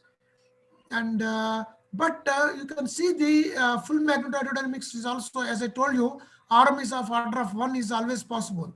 So they found that in some propulsion for the controlled magneto-gas dynamics flows around hypersonic vehicles, magnetic resonance number around 1 is possible, and RM is order of 1 to 10 is also possible in such applications. So, and also this in such cases you have to apply this full MHD. What I mean to say is you have to apply full MHD. So actually, this was made an attempt to solve this full MHD by Ingham. In 1974 itself, he started solving, but he could not proceed with one important aspect of whenever. Anyway, I will explain now. He just made some assumption. So we relaxed that assumption and we solved full MHD. Okay, so I will explain. So anyway, our group also did similar. Ingham did with some. Maybe could not go for higher parameters, whereas our group with my research scholars who have done the same problem, of course with same some assumption. That is without penetration of the magnetic field inside the cylinder. Actually, the major difficulty in applying this full MHD for this is that whenever you apply magnetic field past a circular cylinder in an electrically conducting fluid, the magnetic field will penetrate inside the cylinder if you take a paramagnetic body.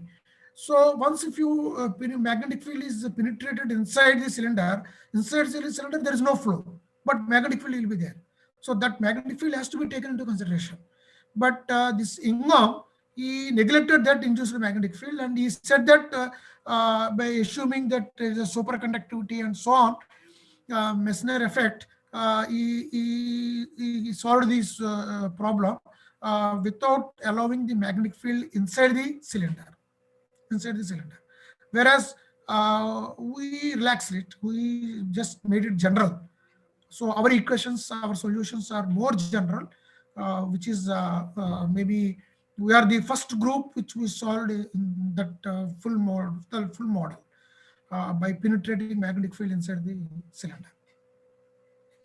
Anyway, Vimala also, she was my scholar in earlier. So they also solved it without penetration. So now let us take the problem. So here, I'll explain here actually. Here, this is a flow is there in this direction, and magnetic field, applied magnetic field is also applied from far. And this is a cylinder. Of course, we are taking a cross section, and it is like a r theta z cylindrical polar coordinates. But we are assuming two-dimensional, like flow is symmetric in all the along the z direction. That is, if you take any cross section across this entire z direction, the flow is similar. The flow is same. So therefore, it is enough if you do for a one circle. The same results can be expected in the other circle. That is the axisymmetry which we have used. So here the question is, when you apply magnetic field, actually it is a flow past a circular cylinder. So flow is there only outside, right? Flow is there only outside, but this magnetic field will penetrate inside. Okay, and therefore here that induced magnetic field is there, and inside also induced magnetic field is there. So how to find this induced magnetic field and how to balance it at the interface? See, please understand that our velocities are there outside and there is no flow inside the cylinder. But I have to do flow past a circular cylinder. How to find out velocities at the outside the cylinder. But magnetic field is going inside also. It induced magnetic field is there inside. See how complicated it is. So somehow you have to solve this at the interface, or when you are solving the boundary, you have to match this induced magnetic field, particularly that magnetic field inside and outside at the interface, and you have to merge it with these equations. That is a challenging thing, which we are the first people who could do this, who successfully could do this. And I'll tell you, it's a very highest popular journal called Physics of Fluids. We published it, and it came in the front page also. It's like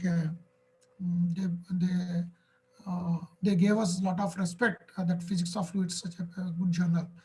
So anyway, this is the problem actually. So you have to understand that physics of the problem here. So here our aim is to penetrate the magnetic field inside the cylinder, and then you have to find the induced magnetic field outside and inside, and at the interface you have to match it. So how to achieve these things? So anyway, these are the governing equations. These are the equations, as I told you. These are the equations after taking curl of the momentum equation, right?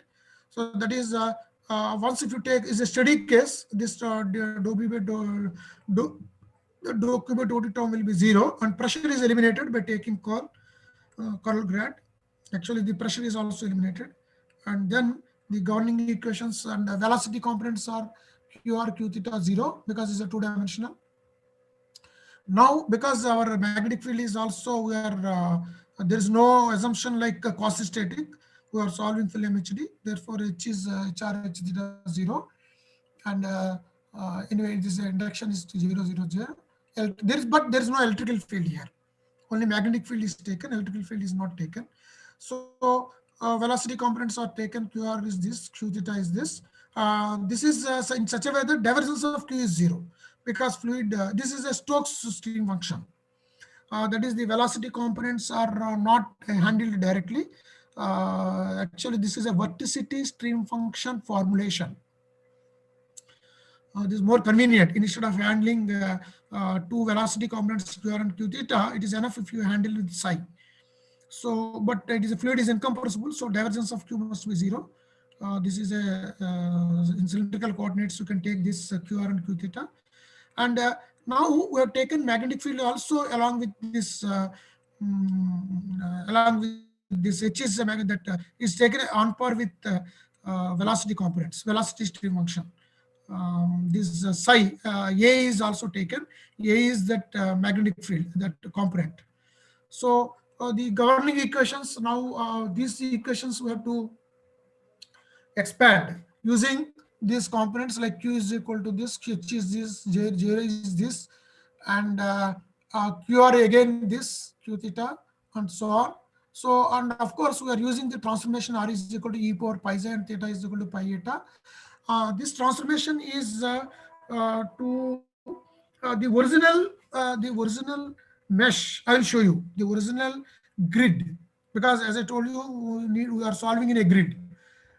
Original grid is a non-linear, that is a non-uniform grid, but it is because it is difficult to solve in a non-uniform grid.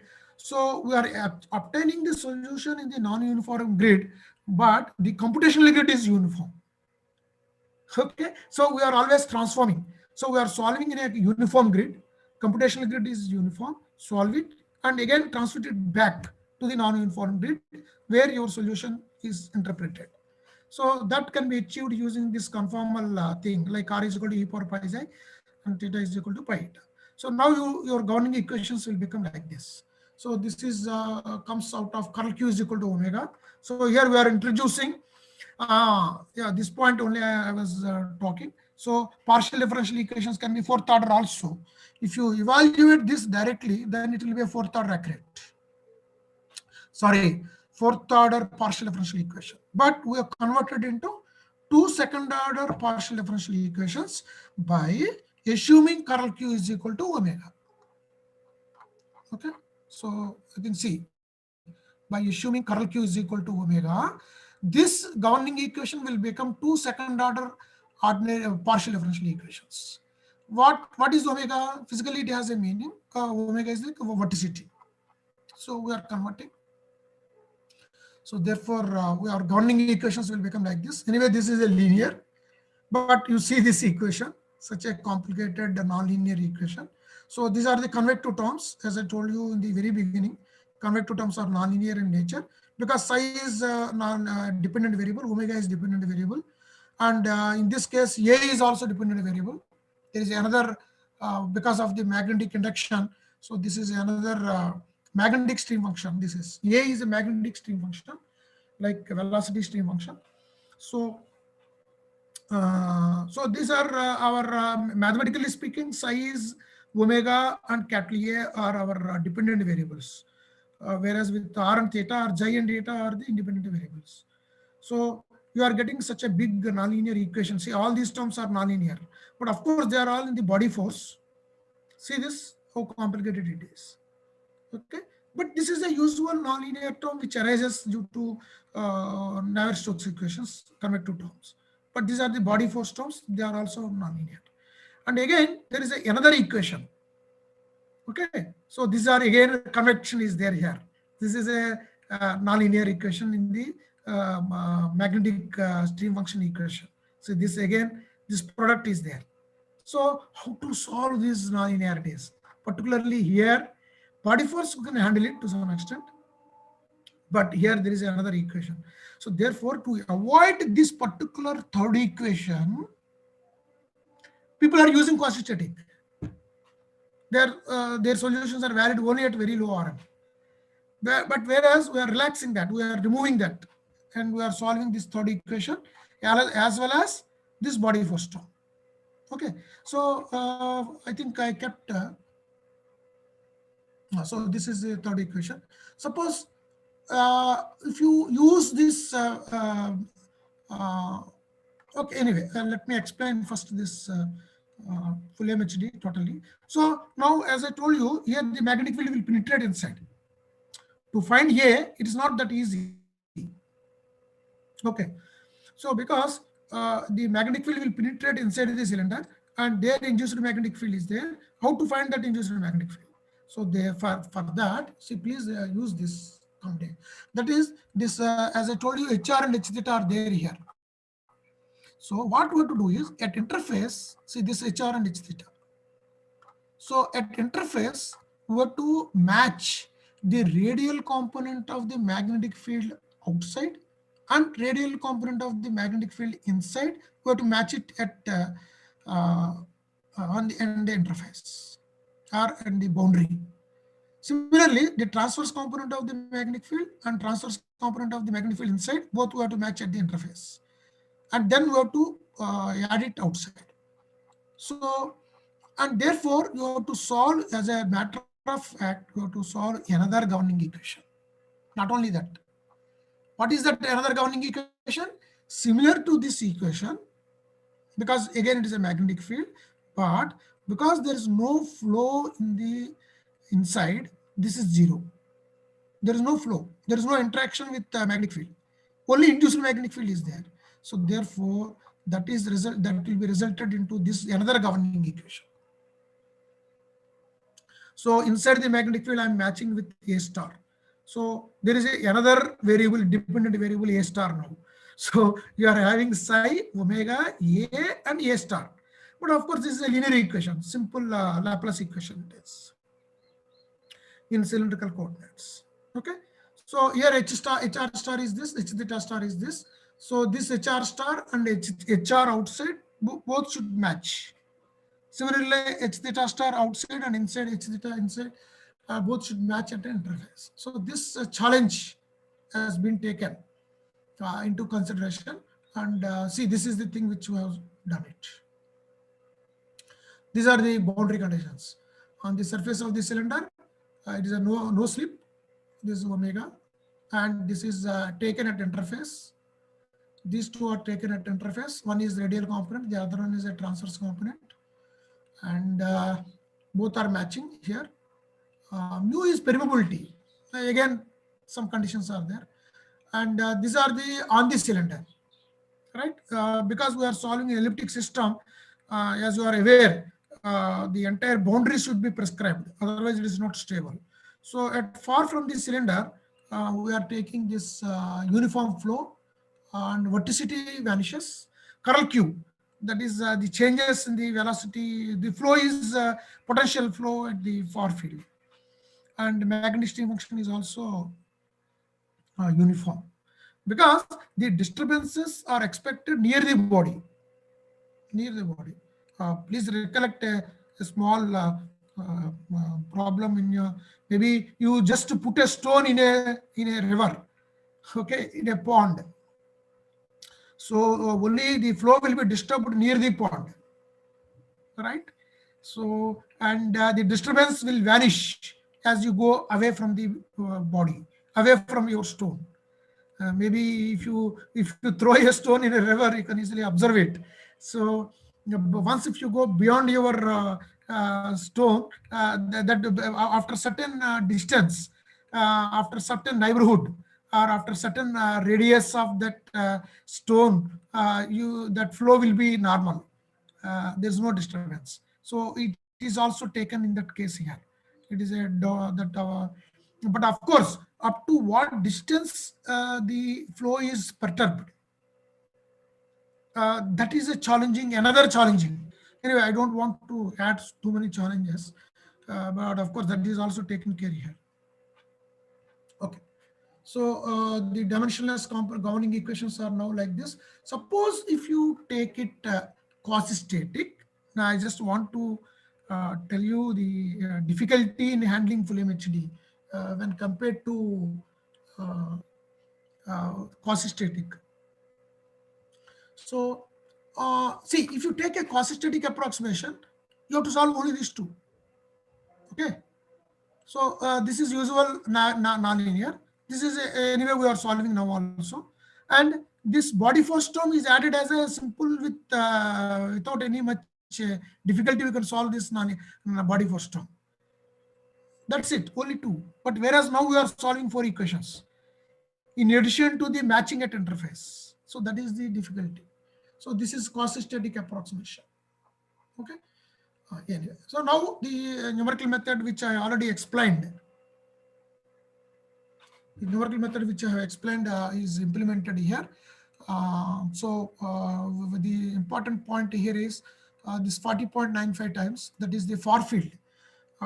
As I told you, just 1 minute.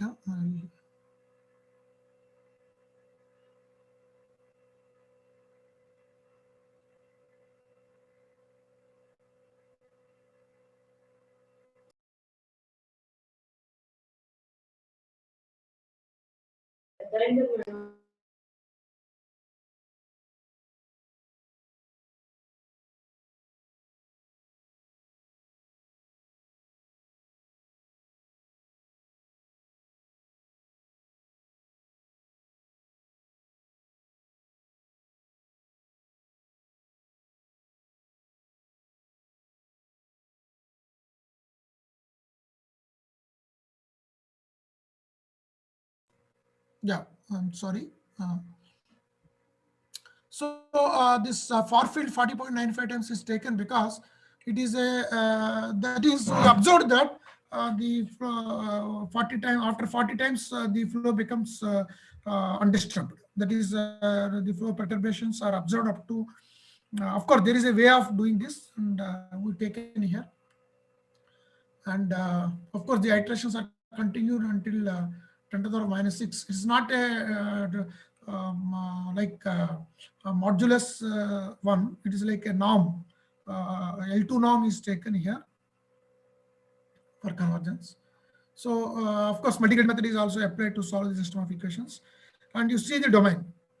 Okay, now this is a flow past a circular cylinder. This is the entire domain. Okay. So this is the full domain. Now, actually, it is a non-linear, it is a non-uniform grid. But of course, our computational grid is only uniform. So this is, of course, full. This is inside the body. Okay. Of course, sorry. This is see. This is the total zoomed version. This is a zoomed version of the one. So this is in this entire domain we have to calculate the solution. So anyway, independence of the domain and grid. So it is a grid independence. So grid independence means with different grids, with different step sizes, the result should not get into, should not vary. If they vary, you have to go for even finer grids. So we found that the results are grid independent here, and the domain independence. Domain independence means because it's an infinite domain. It is like a river. So a river is infinite. So how to do that? So in that case, what we'll do is generally we have taken 2, 3 far fields. For example, we have taken 35 times, 40 times, 45 times. So the results are, there is no much difference in the results. So we fixed that 40 times. So 45 and 40 are same. So we are fixing like extrapolation. It means that after 45 times, there is no change in the flow perturbation, like extrapolation. So see now the magnetic streamlines, you please observe it, the difference between the other papers. Our own papers are there without penetration inside the cylinder. See, here the magnetic streamlines are coming inside the cylinder also. Actually, please remember, the flow is there only outside, but magnetic streamlines is there in the inside also. So we match it at the interface. So therefore, you can see the flow results inside the cylinder. Not flow results, magnetic streamlines inside the cylinder also. So this is the challenging aspect we have taken into consideration. Okay. So of course, these are for different parameters. So these are the magnetic streamlines for another parameter RE40. Maybe this is, anyway, here N is the interaction parameter. Interaction means what? In the governing equations, if you verify, introduced one RM, magnetic Reynolds number is there, and beta is also there. I'm sorry, I didn't focus much on it. Beta is the alpha number. It shows the like a strength of the magnetic field, how much applied magnetic field you are applying. And now magnetic Reynolds number is there because the fluid is electrically conducting. So therefore, there is an interaction between these two. That interaction is denoted by N, called interaction parameter. It is like RM into beta. N is nothing but RM into beta. So anyway, I will explain only the main important observations. So if you take RM 0.01, where it can be neglected. Anyway, our results are anyway matching with these experimental results of this Lasmori. And the main points which I want to focus here, because I think my scholar kept so many things here, I do not want to proceed. See, for example, if you see the results of what is the main advantage, applying the magnetic field. What are the main observations? So what is happening in quasi-static? What is happening in full MHD? Okay, I'll just explain briefly so that you can skip so many figures. So this anybody who knows fluid dynamics, they know that whenever there is a flow past a body, viscous flows. I'm talking about viscous flows. So whenever there is a viscous flow past a body, like a cylinder or a sphere, there is a flow separation at the rear stagnation point. Okay, so like maybe you can see this figure. So there is a flow separation. Okay, maybe they are there. Ah, yes, you can. It's very clear here. There is a flow separation. So inside the flow separation, the flow is actually reversal, and therefore this flow. This is for different bodies like a cylinder or sphere. It will go as the Reynolds number increases, the flow separation increases, and that separation angle also increases. That is, it will become that bubble. We can call it as a separation bubble. That bubble, the length in width, it increases as the increase of the Reynolds number. Of course, beyond certain RE, it becomes turbulent and so on. I'm not going in depth. So let us consider only laminar flows. So this is the boundary layer separation. So what I mean to say is, sir, what is the advantage of applying magnetic field? Why to apply? Are we mad? No. So why we are applying magnetic field means this boundary layer separation itself is an undesirable flow feature. Please remember, it is a hurdle for many practical applications. This boundary layer separation is a very big hurdle, but which is going to come. Once if you can observe it in our real life. If you go to river near one, if the flow is going fast, and if you put your hand, then the flow will go and go at with jump. Flow will jump. So that is called a boundary layer, a bubble, separation bubble. So this itself is a very very undesirable flow feature. So the idea of the research is how to suppress it, how to suppress this flow separation, because there is a hurdle for many practical applications, and it increases drag. Right? Drag reduction is very important. Why drag reduction is important? See, for example, so the main research of fluid dynamics, most of the research goes only for drag reduction. So because if you are going by a car, it experiences some drag. Okay. So for example, if there is a flow from outside other side, you will be, so if you are going by a cycle, you are riding a cycle, then if wind is there from opposite direction, so you have to struggle a lot to do cycling. So that is, it experiences more drag. So the idea is how to reduce this drag. That is the major idea. Say similar thing to if you are going by ship is there, so it experiences some drag. You are going by a car, it experiences some drag. Flights, they experiences some drag. So this drag, that is the separation bubbles are common there because they're all fluids. Boundary layer separation will be there. So the idea is how to suppress this flow separation. So there are so many ways. There are some mechanically they'll do that blowing, suction, and so on. There are so many ways. The research is how to suppress this flow separation. The best way, or I don't use that word best, the best way, because a lot of research is going on. The one way is applying these Lorentz forces or this body force, this magnetic forces. That is, these magnetic forces will interact with velocity components of the fluid and they decelerate the flow. See, once if there is an acceleration, flow separation, that is in a higher Reynolds numbers. So then there will be a big separation bubble, which is not good. So our idea is to suppress this separation. So actually, roughly speaking, our idea is to reduce the critical Reynolds number. At high RE, the flow separation is very high, but we want to, but we want to go at higher speeds, but we don't want that separation. How to achieve it? So you apply magnetic field. If you apply magnetic field, then this flow separation will be controlled. The flow separation will be controlled, and suppresses the flow separation by reducing the acceleration of the fluid. It decelerates the flow. In a way, it decelerates the flow. So that is the main advantage of the applying this magnetic field. That is, there are many applications are there. That is how, if you understand that, then you will understand the entire advantages of this research. So therefore, our aim is to, so my entire presentation is how best we can apply this flow suppression, right?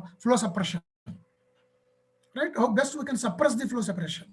So what I am saying is, by solve, but so you have to solve an appropriate equations by taking many nonlinearities. What the real flow you should take into consideration by preventing, by avoiding the unnecessary assumptions. So that's what it is taken care here in this research. So anyway, I think I'm taking too much time. Maybe you people are hungry. So so that is taken care here. So maybe you can see this separation angle as increases. Once if you apply magnetic field, you can suppress that flow separation efficiently. So anyway, these are all boring for you because it is unless you work, you cannot do all these things. But finally, the important point which we focused in another paper, research paper, is this. So we have experience with solving quasi-static, and you may also get that doubt.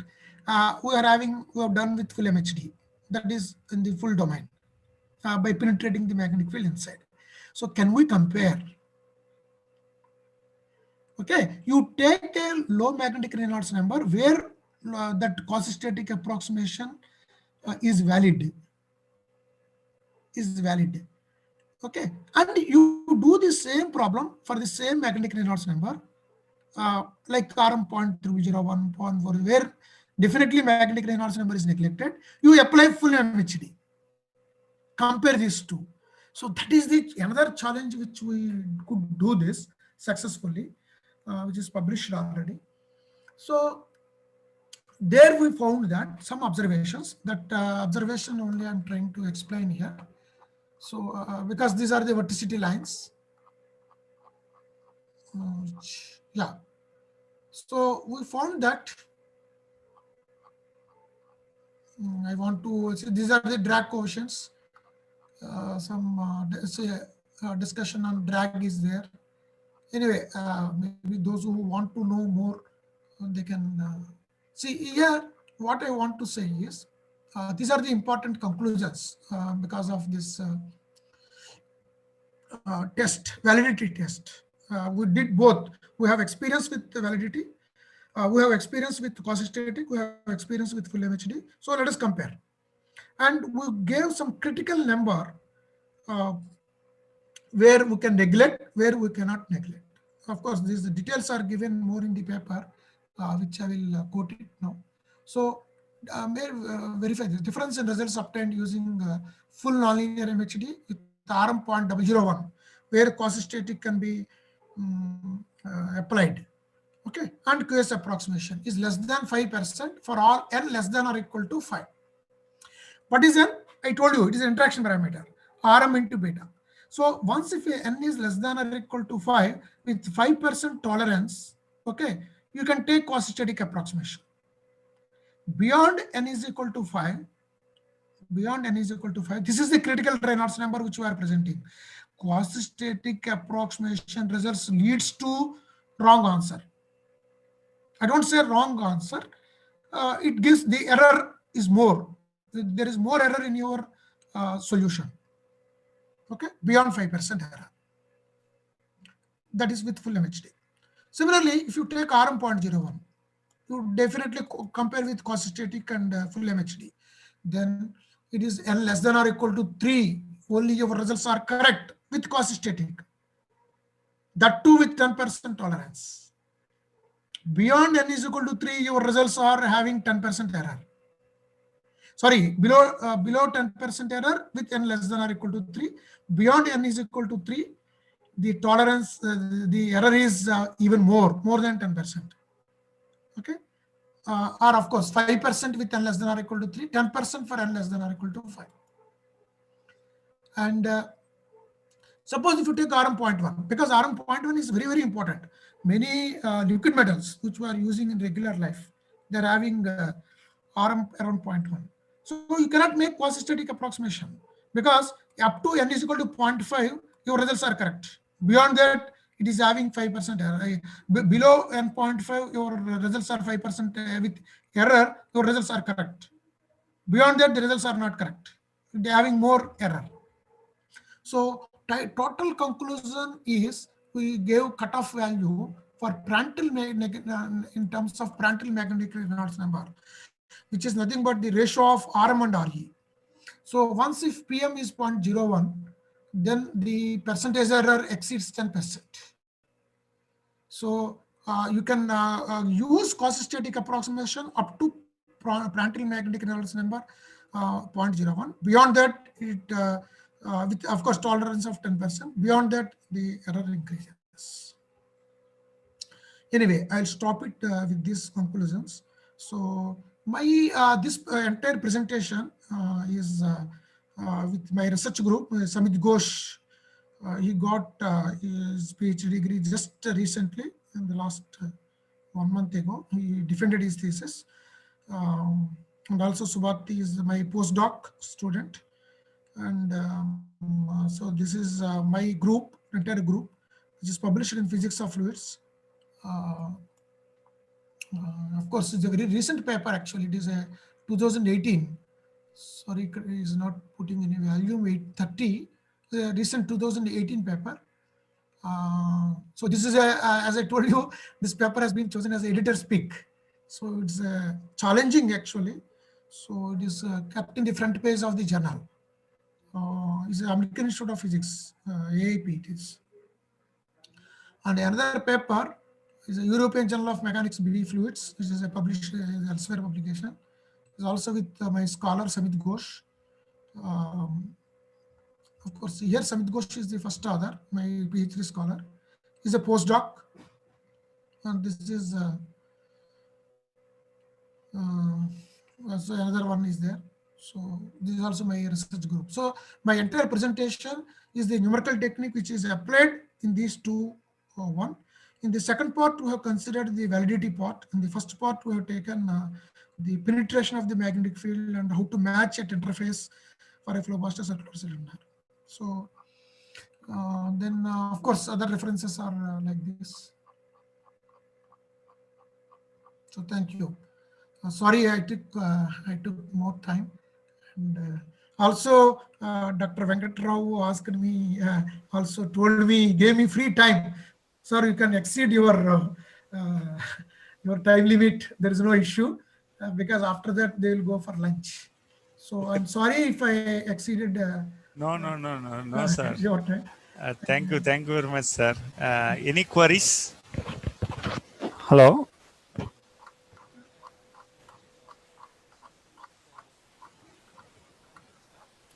Actually, you could have interrupted me in the beginning, in the middle itself.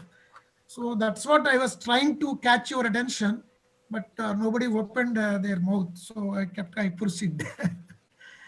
I was proceeding. So even you can interrupt me in between, because it is difficult to remember unless you note down somewhere. Yeah, I invite your good questions, challenging questions, so that it will help me in my research also.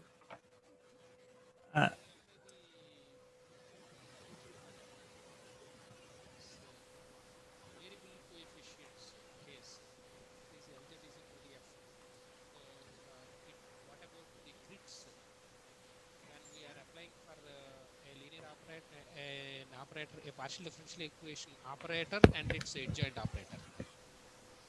No, my question is not clear. How do they change? How do they change? Sir క్లారిటీగా రావట్లేదు sir. Is it audible now, sir? Hello. ఇప్పుడు చెప్పండి, పర్వాలేదు. Okay. We are using the variable coefficients operator, partial differential equation operator L, capital L. And its adjoint operator. Okay. How do they act when we are dealing with the grids? Yeah, whether it is a variable operator or fixed operator. Here also so many variable operators will be there. Yeah. So non-linear no, system actually, along with constant coefficients as well as variable coefficients. Correct. So whatever it is, see, finally it goes to a number. So maybe you are asking what I understood now is after applying finite differences, you are getting a discretized equation. Yeah. Right. Yeah. Suppose maybe I hope I understood your question. Maybe you are trying to get answer from my question of this model. So you are having a nonlinear PDE. Yes. You are applying finite differences. Obviously, Yes. you are getting a nonlinear finite difference equation. Am I right? Right. Your finite difference equation Yes. is a nonlinear. So how to solve it? How to? Because there is a nonlinear, because you are how to solve that nonlinear finite difference equation. Whether your question belongs to that approximately. I am more tending towards its adjoint operator. So how it behaves, how the adjoint operator behaves. We have the operator, and the suitable grid is formed to solve the partial differential equation with the help of numerical technique. Okay. What is the behavior of its adjoint operator? What do you mean by adjoint operator? I didn't get it. What allows exactly? the No. See, for example, you are having a system. You are talking about after getting the system, Ax is equal to B.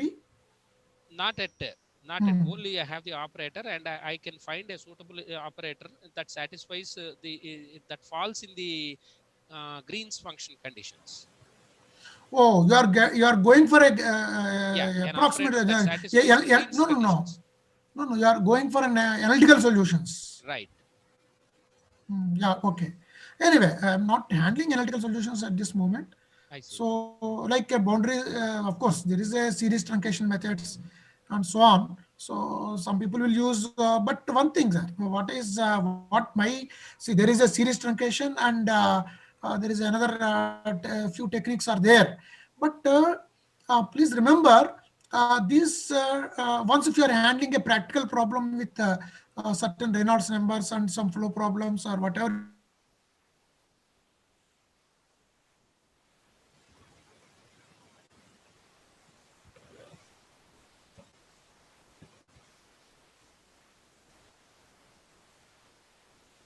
There is some audio and video problem, sir. Sir దగ్గర వచ్చిందంటారా? అటువైపే వచ్చి phone చేసేయండి. Phone చేయండి. ఎత్తడే చూద్దాం.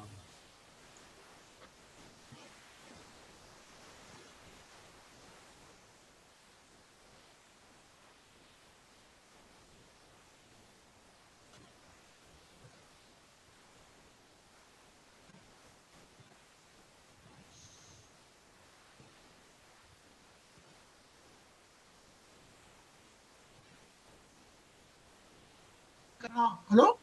Yeah. Sir. Yeah. I think see, I got a call. So once if there is a call, automatically this will come. Dealings, right, sir? Yeah. Okay. Yeah. Anyway, what I want to say is, whenever you are using an analytical technique, it has many constraints. Or that is how many people are now converting to CFD. So using numerical techniques and so on. But it's really analytical solutions are also definitely more powerful than this. More or less, they are like exact solutions. Right. Okay. Although there are semi-numerical, something is there, but they are more powerful than. But see, when we are not able to predict fully, I think it may not be applicable for many practical applications. So anyway, my experience always with not analytical techniques, with numerical techniques. Right, sir. Thank you. Yeah. Thank you, Professor Shekhar, sir. Yeah. Sir, your numerical techniques using differential equations are very useful for faculty and the students also, sir. Higher order compact schemes. Thank you, sir. You are gratefully to your readily acceptance your invitation, sir. Our invitation. Thank you very much, sir. Your valuable time is use our faculty and students, sir. Yeah, even I have to say sorry to you for inconvenience, causing inconvenience to you. No, sir. Your lecture because, your session is very wonderful, sir. Also, I see my chat box also, sir. Okay. Thank you, your patience, sir. Thank you very much, sir. Thank you. Sorry, because of tomorrow suddenly. No, sir. Your lecture very nice. I Exactly. trouble you. No problem, sir. Actually, we work, No problem, work sir. is entirely practical, sir. I am not. Last minutes. No problem, sir. Thank you, Shekhar, sir. I will meet you, sir, in Talrevu. Sure. Okay, thank you, sir. Bye, sir. Okay, sir. Bye. Bye. Bye. Okay, I have to go to office now. So. Okay, sir. Okay, sir. Bye, sir. Okay. Thank you. Bye.